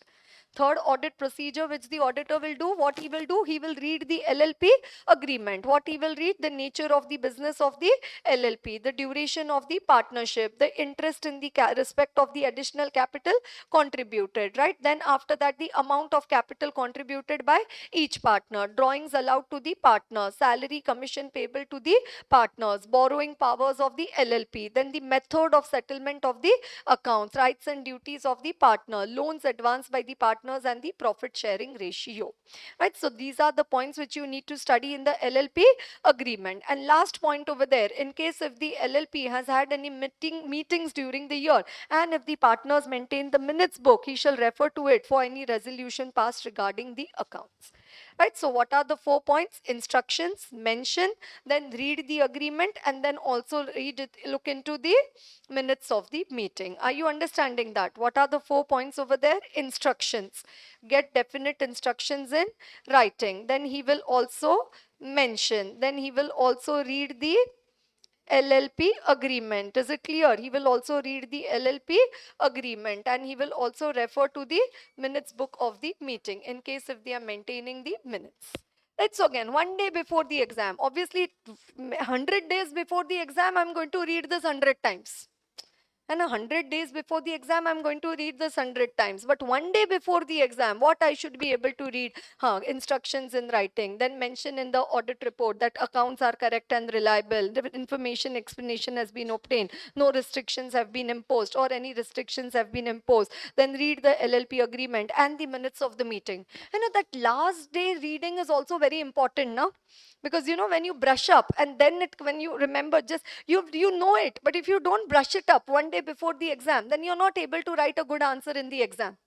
And so you should be able to brush up, no, 1 day before the exam. So again, for that 1 day before the exam, we have to prepare 100 days before the exam. For that 1 day before the exam, we have to prepare 100 hours before the exam.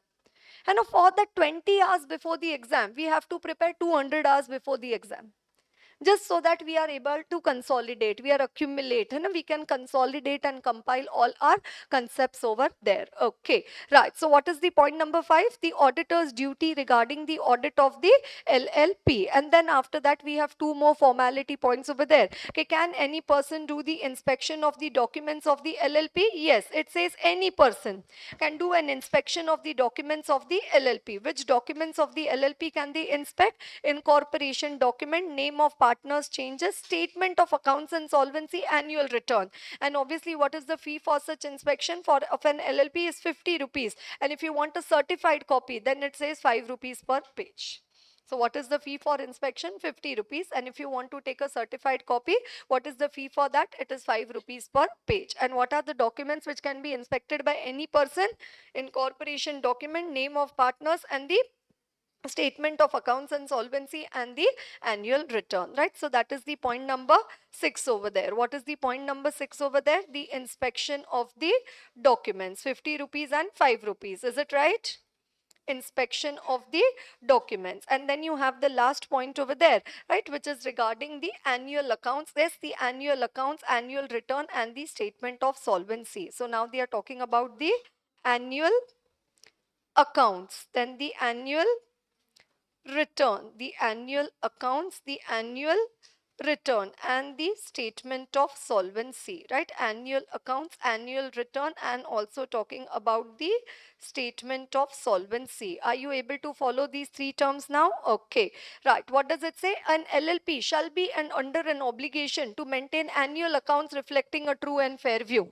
So what type of annual account should the LLP maintain?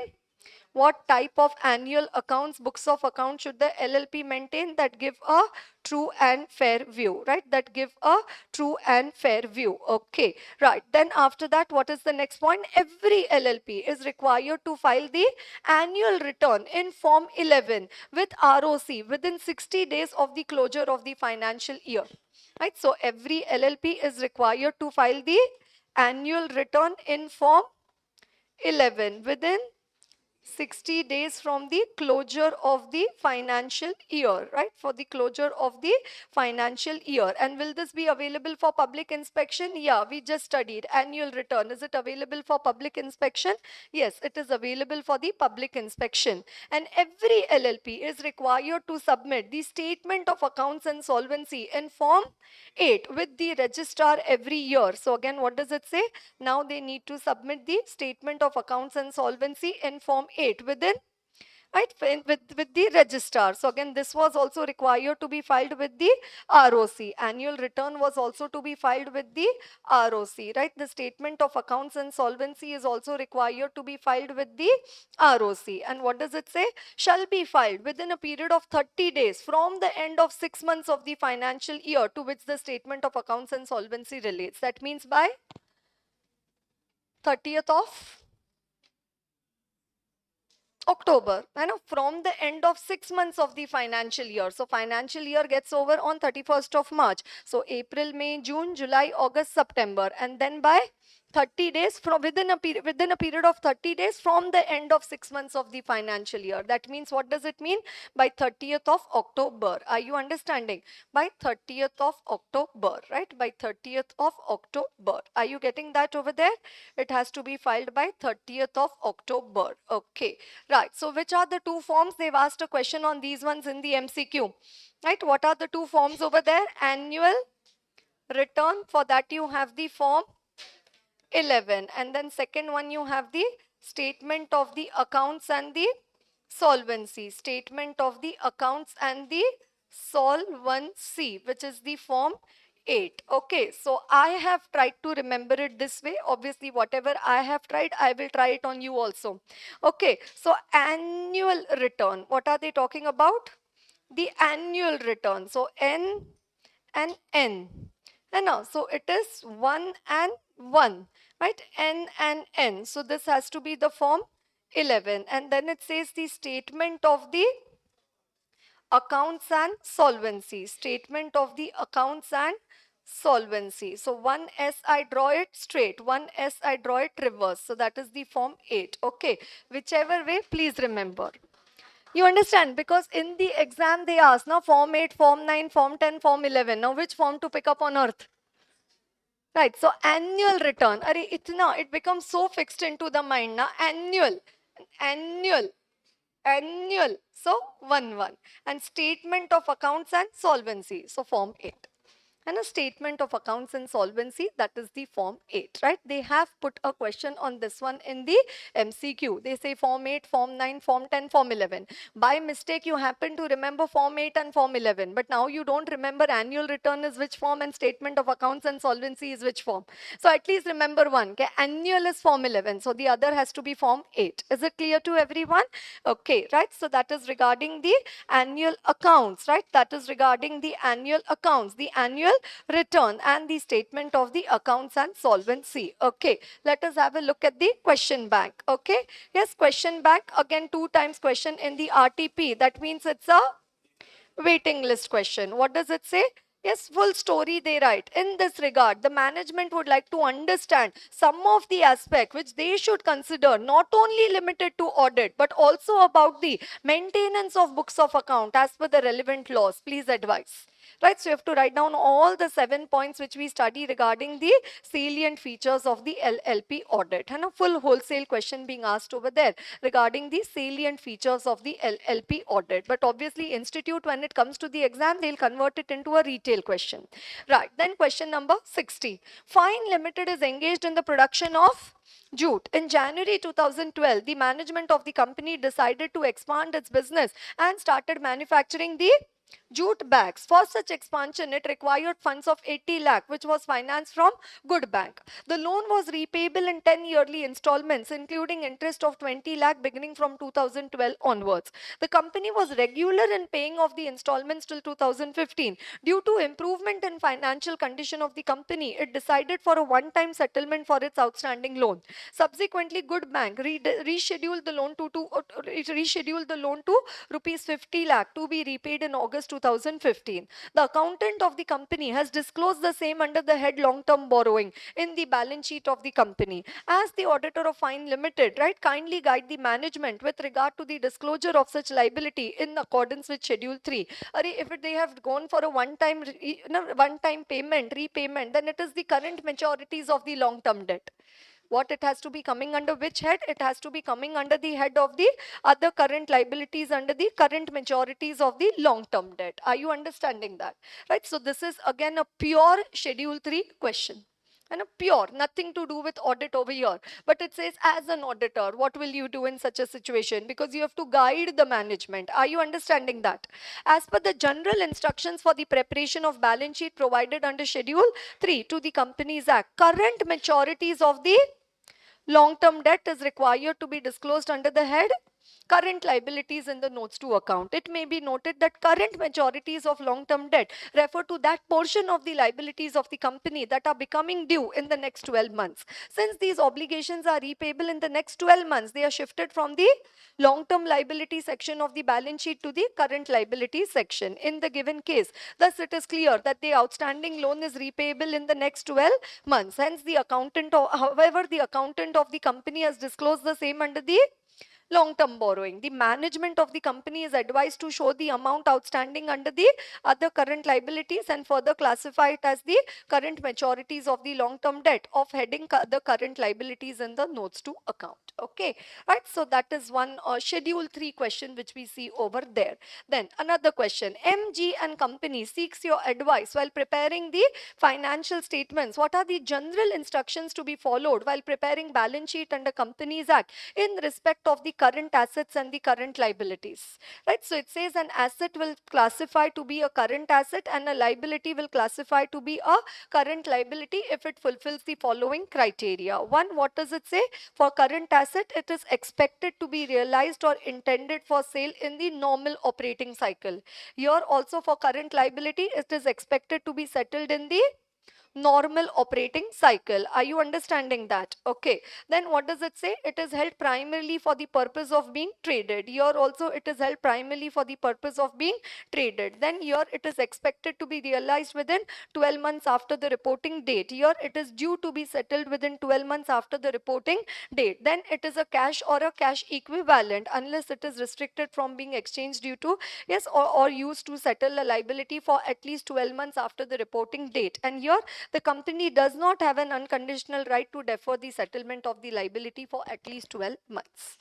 Right? So what does it say? It's in the normal operating cycle. It is for the purpose of being traded. Company has to receive it within 12 months or company is going to settle it within 12 months and it is a cash or cash equivalent, and here the company does not have an unconditional right. And general instructions in respect of the current asset and in respect of the current liability. What happens? We say company audit, one question comes in the exam.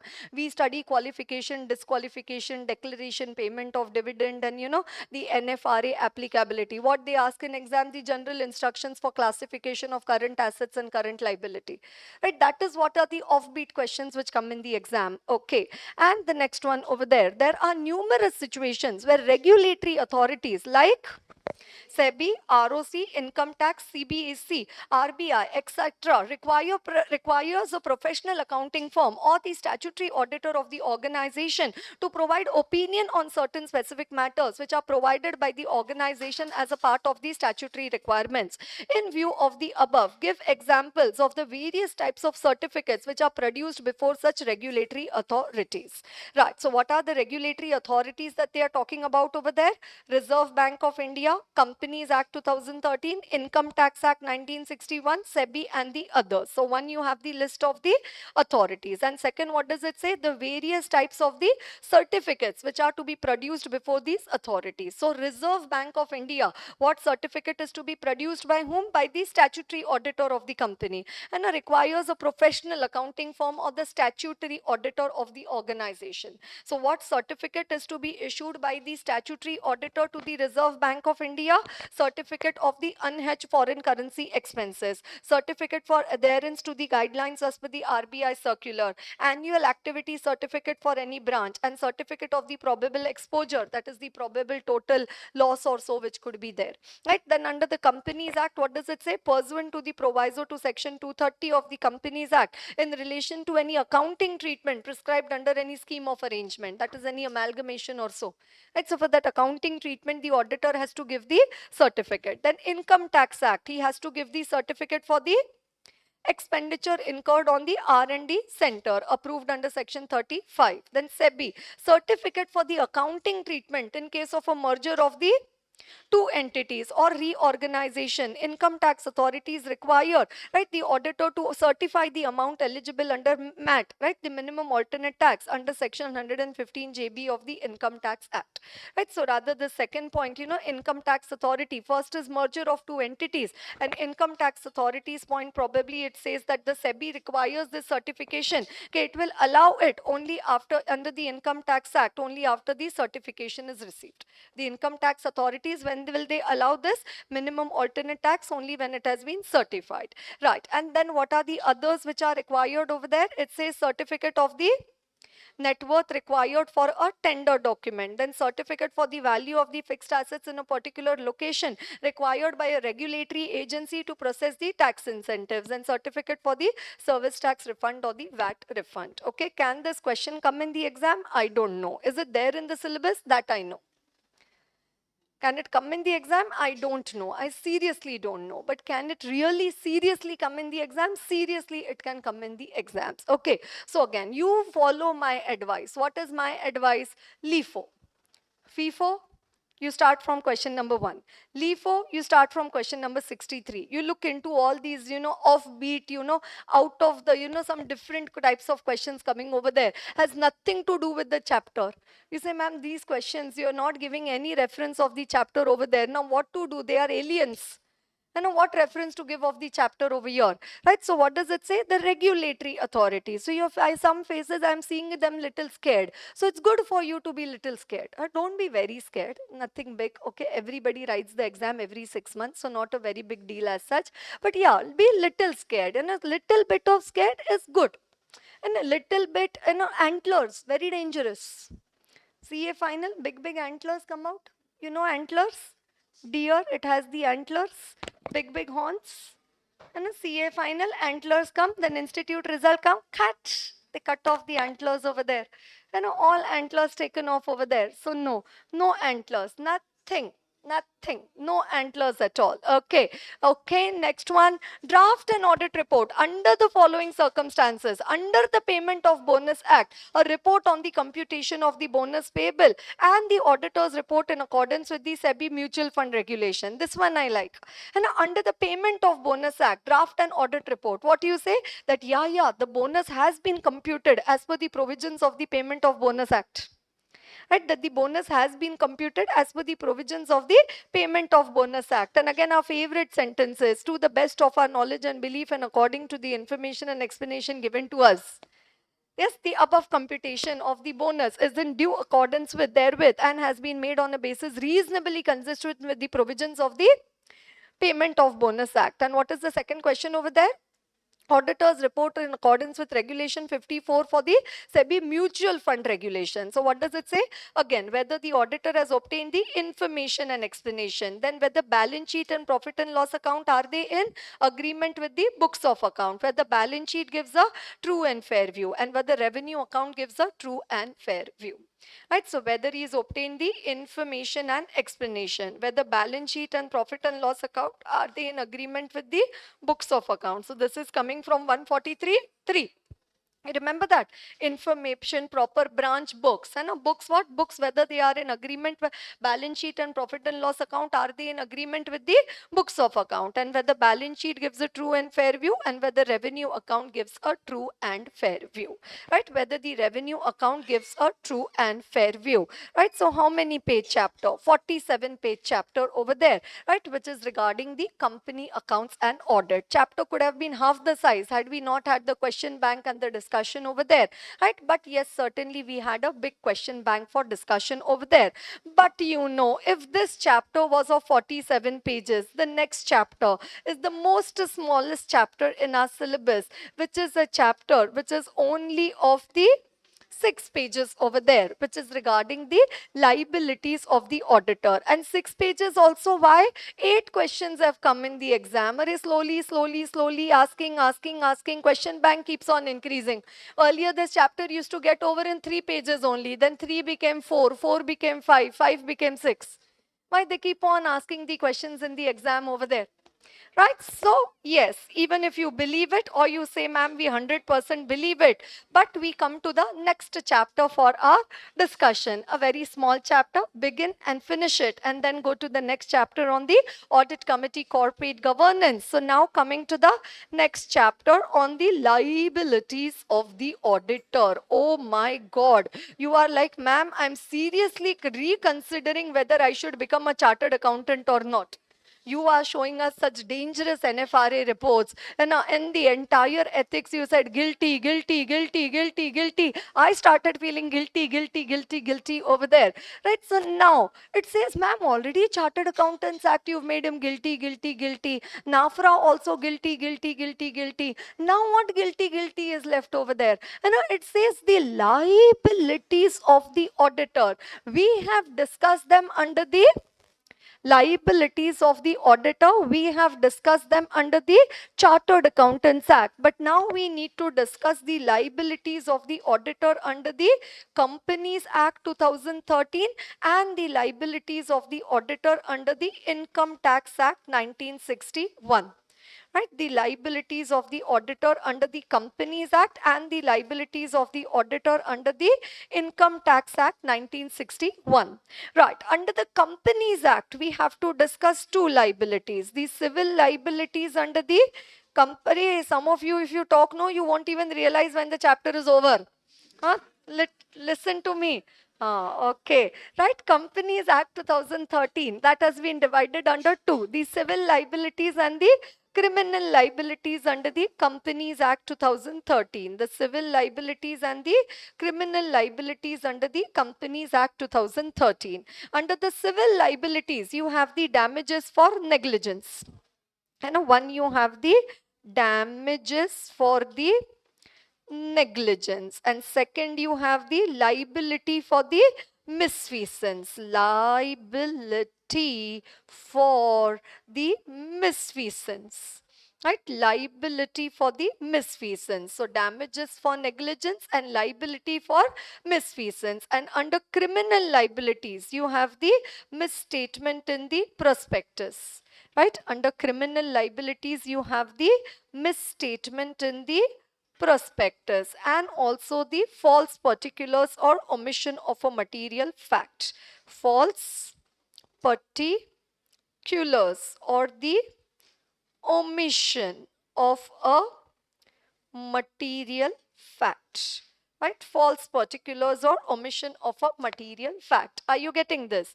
Right, damages for negligence have been given under section 35. Misstatement in prospectus has been discussed under section 34 of the Companies Act 2013, obviously. Right? False particulars or omission of a material fact has been discussed under section 448 of the Companies Act. It has been discussed under section 448 of the Companies Act. And then we talk about the liabilities under the Income Tax Act. In Income Tax Act, we have the liabilities under section 288. We have the liabilities under section 278, right? Then we have the liabilities under Rule 12A, and then we have the liabilities under section 271J. Right? These are the liabilities under the Income Tax Act. This is the summary of the chapter. Once we discuss these liabilities, the discussion of this chapter is completed. Right? So at the beginning of the chapter, we've prepared the end of the chapter. We've prepared the summary of the chapter.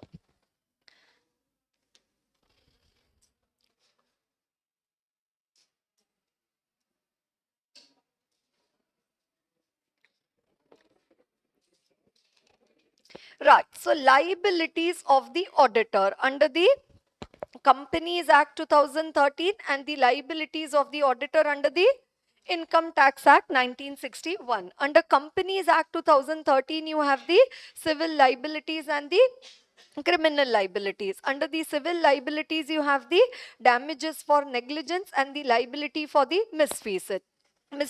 And under the criminal liabilities, you have the misstatement in prospectus and the false particulars or the omission of a material fact. And under the Income Tax Act, you have the liabilities under section 288, liabilities under section 278 of the Income Tax Act, obviously. Then you have Rule 12A, and then you have the section 271J, right? That is the liabilities under the Income Tax Act 1961. Okay, so now we begin our discussion of this chapter by discussing the liabilities under the Income Tax Act, and later on we'll come to the liabilities under the Companies Act 2013. Are you all with me? Right. Yes, company. First we'll discuss the liabilities of the CA under the Income Tax Act, and then we will come to the liabilities of the CA under the Companies Act 2013. Okay. Now, generally, is the chartered accountant allowed or permitted to represent a client before the income tax authorities? Generally, can a CA represent the client before the income tax authorities? Yes, we had studied it in section 2.2. Members who are deemed to be in practice, right? You are allowed in your professional capacity to represent the client before the income tax authorities. So generally, is a CA permitted to represent his client before the income tax authorities? Yes. But when is a CA not permitted to represent the client before the income tax authority?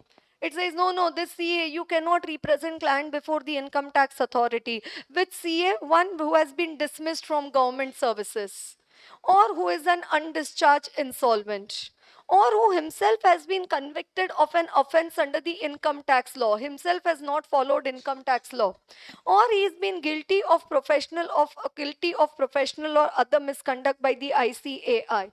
What does it say? Such a person, he cannot represent the client before the taxation authorities. One, if he is being dismissed by the government. So if you've been dismissed by the government, then for how long you cannot represent the assessee? It says for all times, never.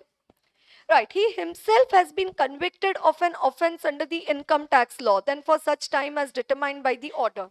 He has become insolvent till the time the insolvency continues. He's been convicted by a court for an offense involving fraud, then it says for a period of 10 years.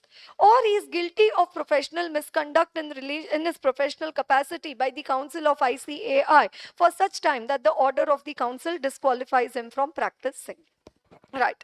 So generally, is a CA allowed to represent the client before the income tax authorities? Yes. But here under section 288, what does it say? No person shall be qualified to represent an assessee. And for how long? Not qualified to represent an assessee. What does it say? If you've been dismissed from government services, all times. You've been convicted of an offense under the income tax law for such time as determined by the order. Your insolvency is going on. Then what does it say? Till the time the insolvency insolvency proceedings continue.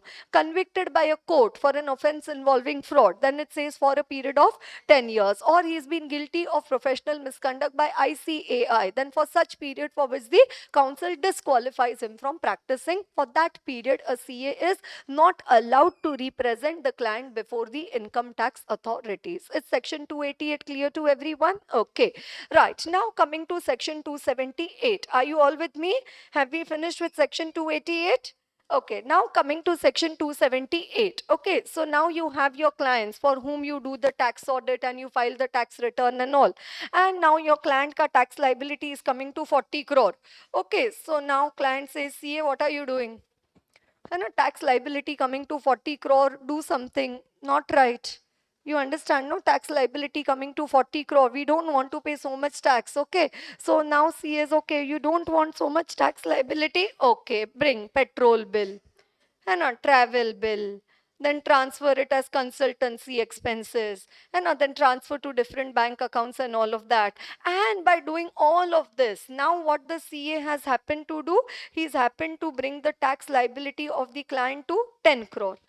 Then client says, "Arey, see 10 crore." Says, "I thought you will get a refund of 10 crore." So now this is over expectation. You understand, already from 40 crore, I know how I got it to 10 crore. And now on top of that, you're saying, no, I was expecting that I get a refund of 10 crore from the income tax department. You will say one day you will expect that the income tax department will come and felicitate you with a garland. You understand that? No. Okay, right. So now, yes, what is happening over here, right? Is it leading to tax evasion? Right? It is leading to tax evasion in my example to the extent of 30 crore. And what is the CA doing? He's inducing his client or he's supporting his client in submitting the false documents to the income tax authorities.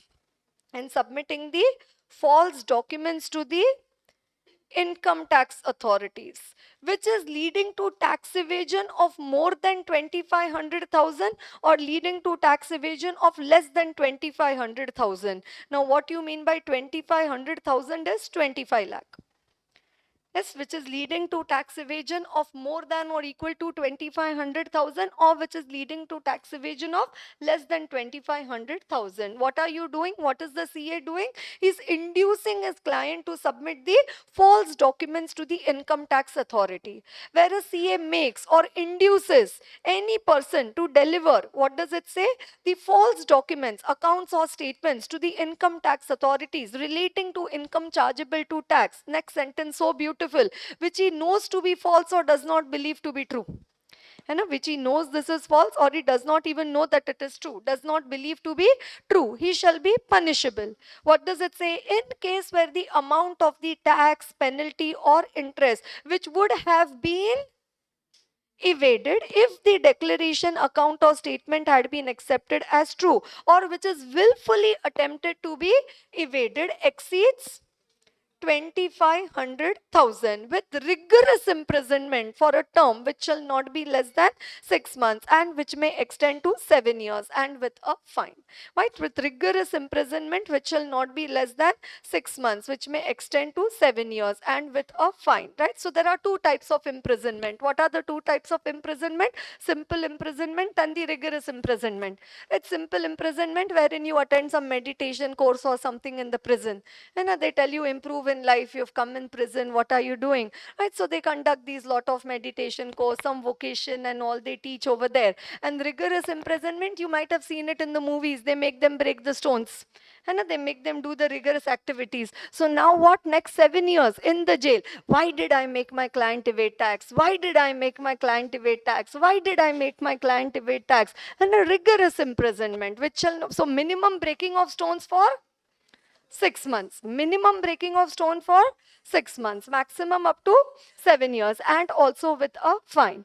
And in any other case, that means the tax evasion is of less than 25 lakh with rigorous imprisonment for a term which shall not be less than 3 months. Here also how much breaking stone? Minimum 3 months and which may extend up to 2 years and with a fine. Right? This is super favorite of ICAI in the MCQs also and in the theory part also. Anyways, it is very, very important. ATF for theory also and for MCQ also. Are you understanding that? Abatement of false return, inducing the client to submit the false documents to the income tax authorities, leading to tax evasion of more than 2500,000. Then what does it say? Minimum imprisonment of 6 months, which may extend up to 7 years, and a fine. And if it is less than 2500,000, then minimum imprisonment of 3 months, which may extend up to 2 years, and also a fine. Is it clear to everyone? Okay. Now, next one. Can a CA represent the client before the assessing officer? Can a CA represent his client before the income tax authority? Yes. So can he represent the client before the assessing officer also? Can he go for any hearing of the client before the assessing officer? Yes. And now when the CA is in front of the assessing officer, he is giving all false information regarding the assessee to the assessing officer.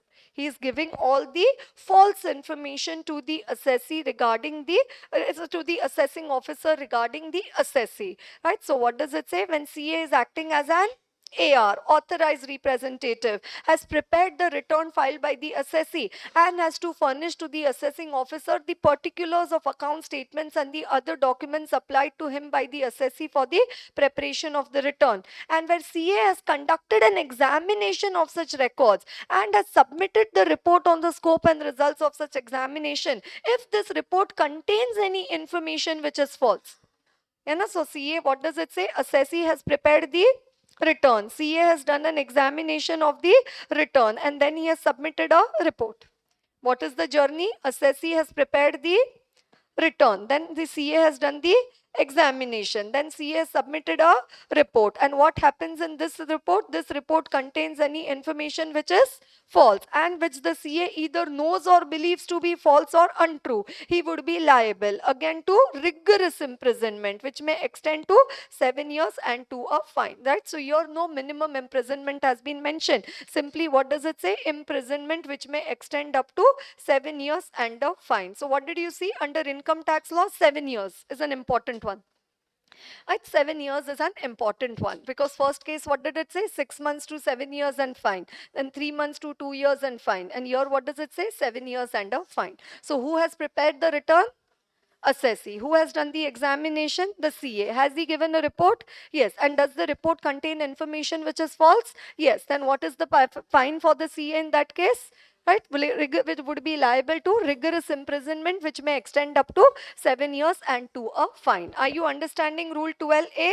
Right, so we discussed section 278, then we discuss rule 12A. Now we come to section 271J. Right, our CA is required to certify a lot of documents under the Income Tax Act, issue a lot of certificates under the Income Tax Act. Yes, Income Tax Act, certificate of consumption of raw material and different types of certificates of expenditure and so, and a certificate of R&D expenditure and so. And now in this information, which is certificate, which is being certified by the CA furnishes the incorrect information in the certificate. CA furnishes the incorrect information in the certificate. What does it say?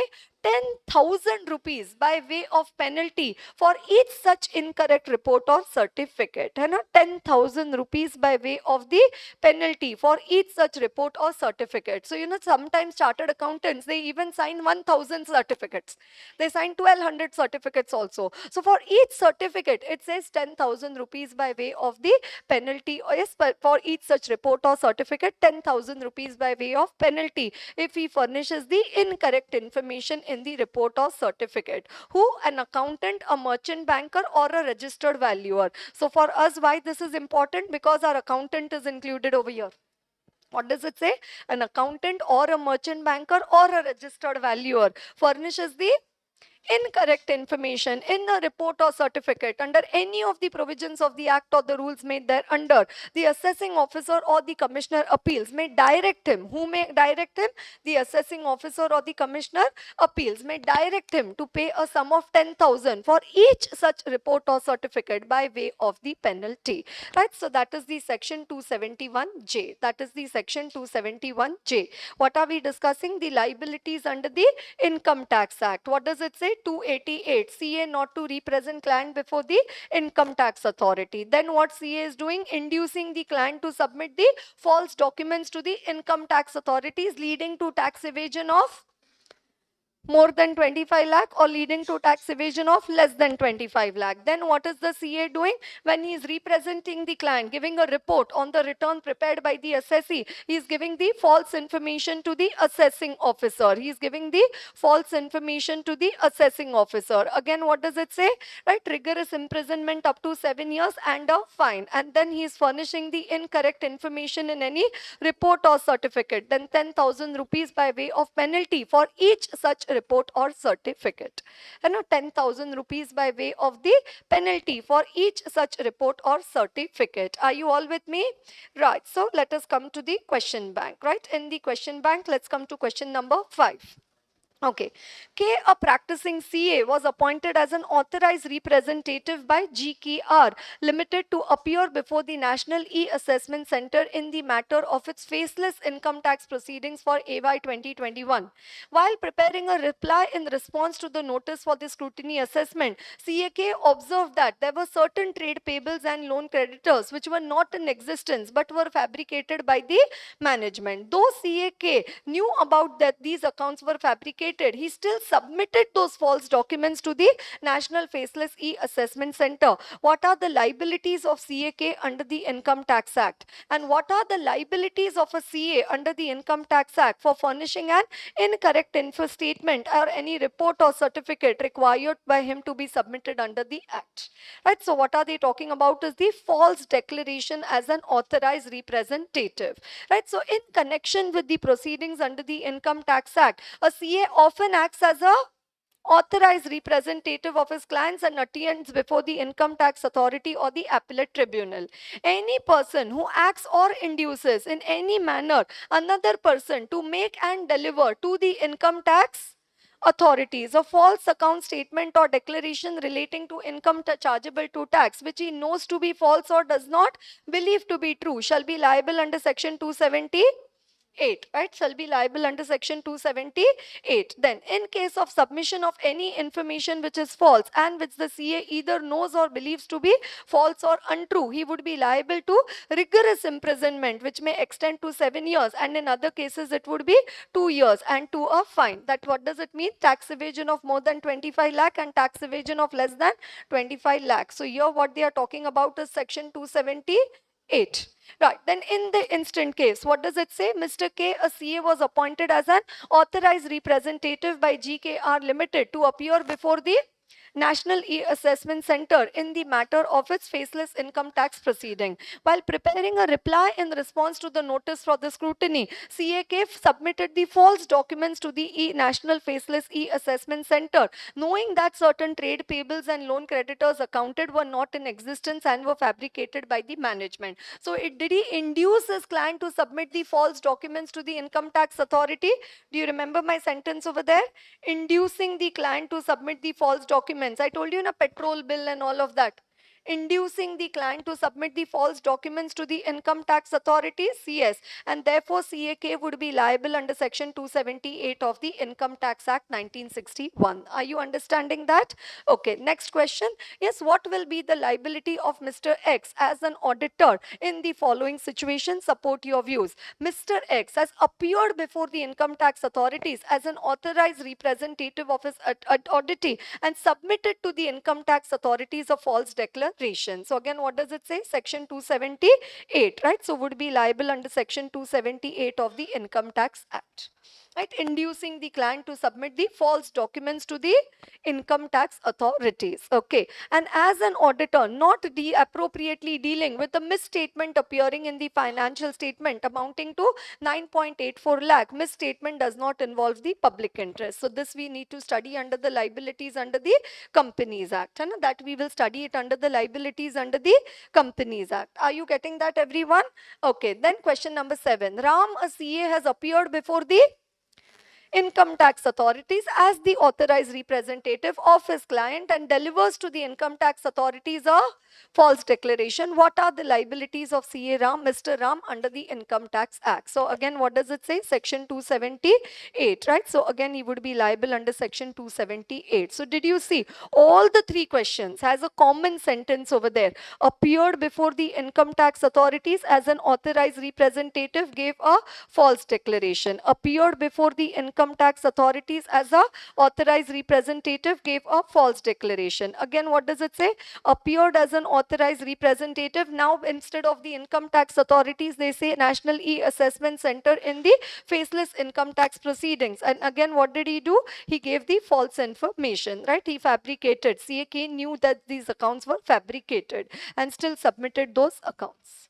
Right, so appeared before the income tax authorities and gave the false information. So what does it say? Induces his client to submit the false documents to the income tax authorities, which is leading to tax evasion of more than 2500,000 or leading to tax evasion of less than 2500,000. Are you all able to follow these questions over there? Yes. Then after that, coming to question number 8. In assessment procedures of Messrs Cloud Limited, income tax officer observed some irregularities. Therefore, he started investigation of the books of account, and books of account audited and signed by Mr. Old, a practicing CA. So in assessment procedures of Cloud Limited, income tax officer observed some irregularities. Therefore, he started the investigation of the books of account which were audited and signed by Mr. Old, a practicing CA. While going through the books, he found that Cloud Limited used to maintain two set of books of account. One is the official set and the other is covering all the transactions. Income tax department filed a complaint with the institute saying that Old had negligently performed his duties. Comment. Right, so income tax scrutiny happened, and then during scrutiny, what they came to know that this assessee is maintaining two sets of books of account, one for income tax purposes and one where he is recording all the transaction. And the CA, he has done the audit only for those which have been submitted to the income tax authorities. Now the income tax department wants to file a complaint against the chartered accountant. So is it right for the income tax department to file a complaint against the chartered accountant? No, we will be doing the audit only on the basis of the books of account which have been presented to us by the client. Are we so client go for audit and ask client, please give me the books of account. Now, will I ask them, do you have one more set of books of account? Are these your true set of books of account or something like that? No. So it is the auditor's responsibility to audit the statement of accounts and prepare the tax return on the basis of the state books of account which are produced before him. Also, if he is satisfied with the books and documents produced to him, he can give his opinion on the basis of those documents only by exercising the skill and care and observing the laid down audit procedure. In the given case, an income tax department says that he has negligently performed his duties. Mr. Old, the auditor, was not under a duty to prepare the books of account of the assessee, and he should, of course, neither suggest nor assist in the preparation of the false accounts. He is responsible for the books produced before him for the audit. He completed his audit work with the official set of books only. In this situation, as Mr. Old performed the audit with due skill and diligence, and therefore no question of negligence arises. It is the duty of the department to himself investigate the truth and correctness of the accounts of the assessee. Right, so this was a question in the study material. Later on, they also put it in the MTP. Lately, they've put it in the MTP. Right, so very much awaited to be coming in the exam. Right, it was there in the SM. SM is what? The study material of the ISCAI, ISM you can call it as. And it is also there in the latest, in one of the latest MTP also. Right, so waiting for this question to come in the exam. Are you able to follow, all of you? Right, so liabilities under the Income Tax Act, and now we come to the liabilities under the Companies Act. Okay, so what happens, it says one, for the chartered accountant to be liable either under the Companies Act or to be liable under the Income Tax Act, what needs to be proved against the chartered accountant is the professional negligence, right? What needs to be proved against the chartered accountant is the professional negligence. Like how we say in ethics there is professional misconduct, right? Here what they say, what is to be proved against the CA is the professional negligence. Okay, right. So one, for professional negligence to be proved, one, there has to be some duty or responsibility. Like, CA has a responsibility to report on the true and fair view. CA has a duty or responsibility to mention the UDIN in his audit report. Simple. That is a duty. That is a responsibility. CA has a duty not to breach confidentiality. It is a duty. It is a responsibility of the chartered accountant. And then second, what has happened of that duty or responsibility? There has been a breach of that duty or responsibility. That CA did not mention the UDIN. CA breached the confidentiality. CA did not do the work with due care. So there was a duty. The CA did not do his duty properly. And third condition is the most important condition, that it should have led to certain losses. Why? Because what is the established rule of law? That there will be no damages without losses. You understand? No. So it says there have to be some damages which should be suffered, because there cannot be any, what you say, there cannot be any negligence where there is no loss which has been happened, right? No loss which has been occurred, right? So no damages without losses. So one, there should be a duty. Second, there should be a breach of that duty. And because of that breach of duty, there should be some loss suffered. Like say, let me take an example, that CA has to maintain the confidentiality. What the CA did? CA breached the confidentiality, and because of that, what happened? Company lost their patent which they had made for 5 crores. So is it a loss suffered by the company? Yes. So then now it says professional negligence is established against the chartered accountant. So one, if you want to make him liable, first what you need to prove against the chartered accountant is the professional negligence. Did he owe a duty? Towards whom did he owe the duty? And he owed his duty to whom? To which third party? Right. Then after that, is there any breach of the duty? Right. Deviation from the established procedures and standards, which we also study in 912712. And a 912 fails to invite attention to departure. 712 does not exercise due diligence or is grossly negligent. Right, so there is breach of duty, occurrence of breach, and then it has led to certain losses. That is, no damages without the losses. The auditor will be liable to reimburse the losses. Oh, we saw section 147 also. What did section 147 also say? Refund the remuneration and pay for the damages. Right, so here also what does it say? If anybody has suffered a loss, damage, auditor, you need to pay for the damages. You need to reimburse the losses. Are you understanding that? You need to reimburse the losses. Okay. And now we come to the liabilities of the CA under the civil liabilities under the Companies Act, and also coming to the criminal liabilities, right? The civil and the criminal liabilities. Okay. Right. So say a set of 4 friends. 4 friends coming together and they are creating a company, right? 4 friends coming, assume these are friends, assume these are human beings, okay?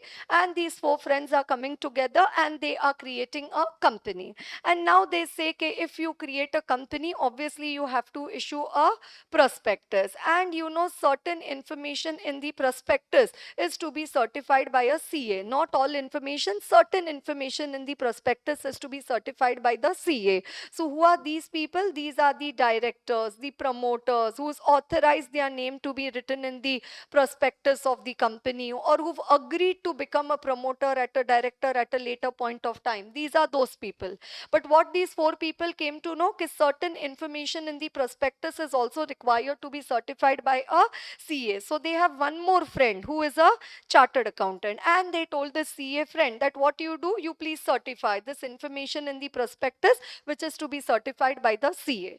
However, what these 4 friends were doing, they were creating a bogus company. What their plan was that, we will just create this company, collect the funds from the public and then run away. And take away the fund, take out the funds, close the bank account and run away. And that is why all the information, the inclusion or omission, so what is given is not true, or what should have been given has not been given. The inclusion or omission of any information in the prospectus is misleading, and any person has sustained any loss or damage, because what is the golden rule we studied?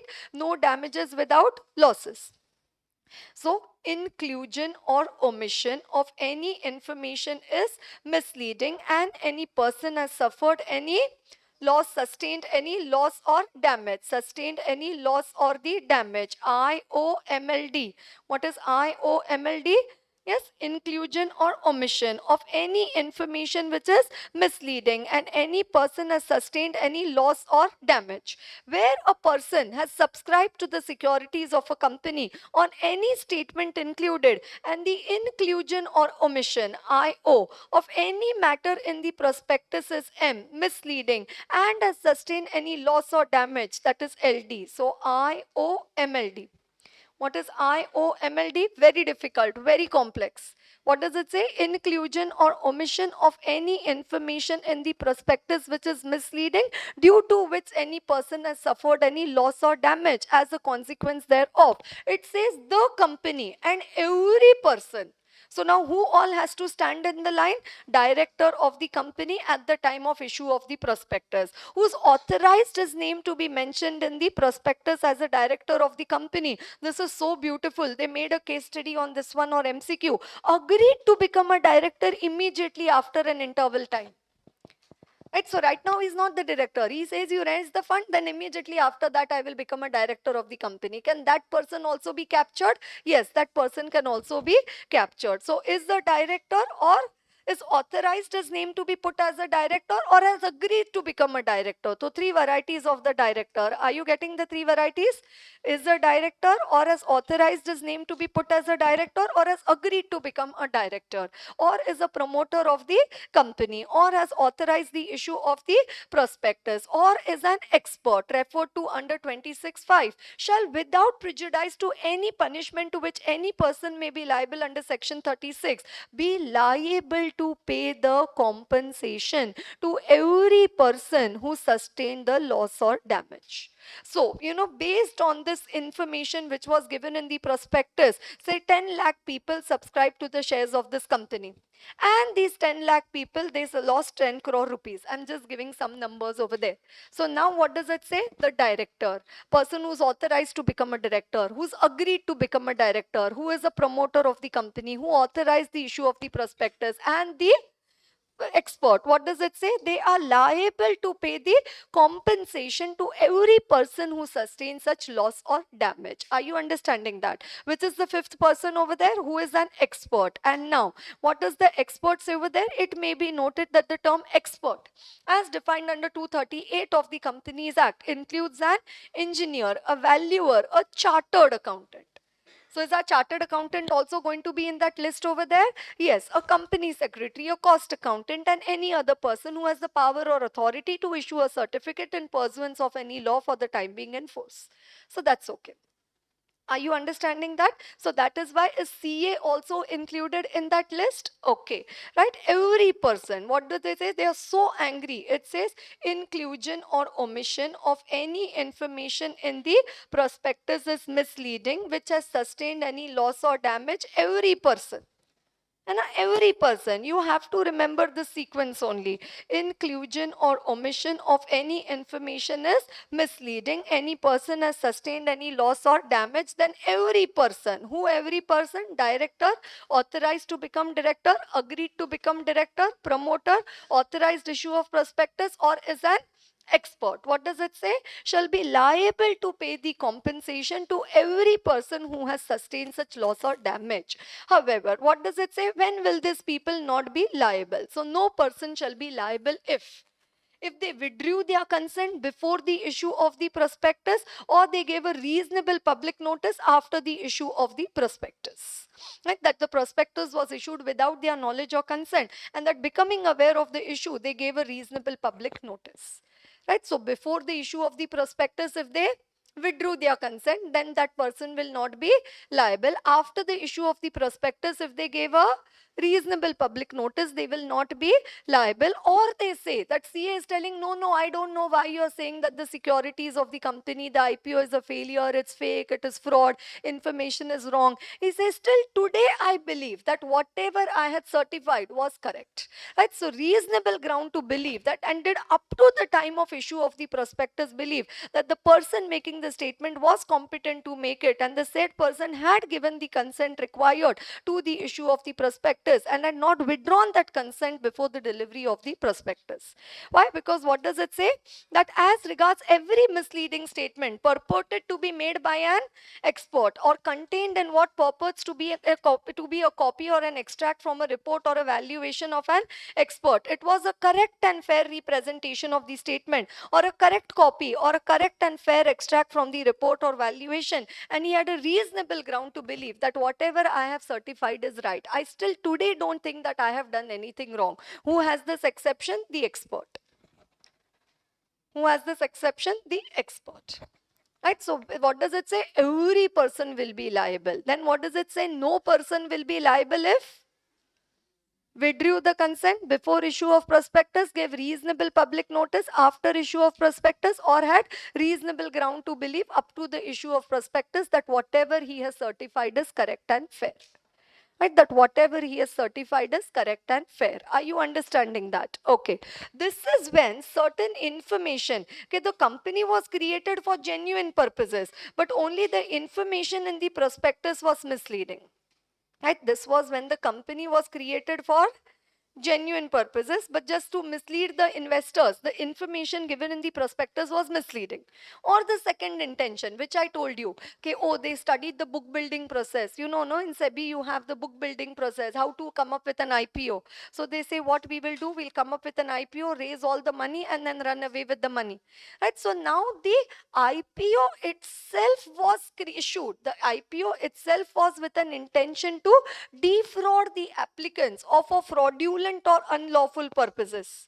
Nothing, notwithstanding anything contained in this section where it is proved. What is proved? That the prospectus has been issued with an intent to defraud the applicants for the securities of a company or for any fraudulent purpose. Then again, every person. Do you know every person? The 5 people upstairs, right? Every person shall be personally responsible. Oh my God, super dangerous. Every person shall be personally responsible, that too without any limitation of the liability, for all or any of the losses or damages that may have been incurred by any person who subscribed to the securities on the basis of such fraudulent prospectus. Right, so now what does it say? First case, prospectus was genuine, but now the IPO was genuine, but the information in the prospectus was misleading. Now second, what does it say? The IPO itself is not genuine. Are you able to understand? First case, IPO was genuine, but information in the prospectus was misleading. Now the IPO itself is misleading. If it is proved that the prospectus was issued with an intent to defraud the applicants for the securities of the company or for any other person or any other fraudulent purpose, every person shall be personally responsible without any limitation of liability for all or any of the losses suffered. Are you understanding that? And the liability would be arise if the written consent of the auditor to the issue of the prospectus, including the report pertaining to have been made as an expert, has been obtained. Obviously, the auditor should have given us written consent. This we are talking about the CA. Okay, so under section 26 of the Act, a statement may be considered to be untrue not only because it is so, but also if it is misleading in the form and context in which it is included. And the liability would arise if the written consent of the auditor to the issue of the prospectus has been obtained. Right, so again this one they can ask it in the MCQ or the case study, that the written consent of the CA was not obtained, right, or the written consent of the auditor was not obtained, then what does it say? Then he will not be liable. Right, of the expert, the written consent is required to be obtained. Okay, and the second part under the civil liability is what? Liability for misfeasance. What is misfeasance? Breach of trust or duty. Simple. You don't issue engagement letter. You breach confidentiality. What is that? Breach of trust or duty. What is trust? Confidentiality. No, you have to maintain confidentiality. What you did? You breach confidentiality. Or duty. What was your duty? Your duty was to issue an engagement letter. You did not issue the engagement letter. What does it say? The auditor of a company would be guilty of misfeasance if he has been guilty of any breach of trust or negligence in the performance of his duties. And again, what is the golden rule? It has resulted in some loss or damage to the company or its properties. Because what is the golden rule I told you? No damages without losses. No damages without losses. The company or the investors, they should have suffered some loss. Only then you can say that there is a damage, right? No damages without losses. There should be a loss which should be suffered. Like, you know, these subscribers to the IPO, they should have suffered some loss. Only then the persons will be liable. If they don't suffer any loss, then will they be liable? No, then they will not be liable, right? So this is our discussion regarding the civil liabilities. We take a break and then complete with the criminal liabilities, and then after that come to the chapter of the SEBI LODR.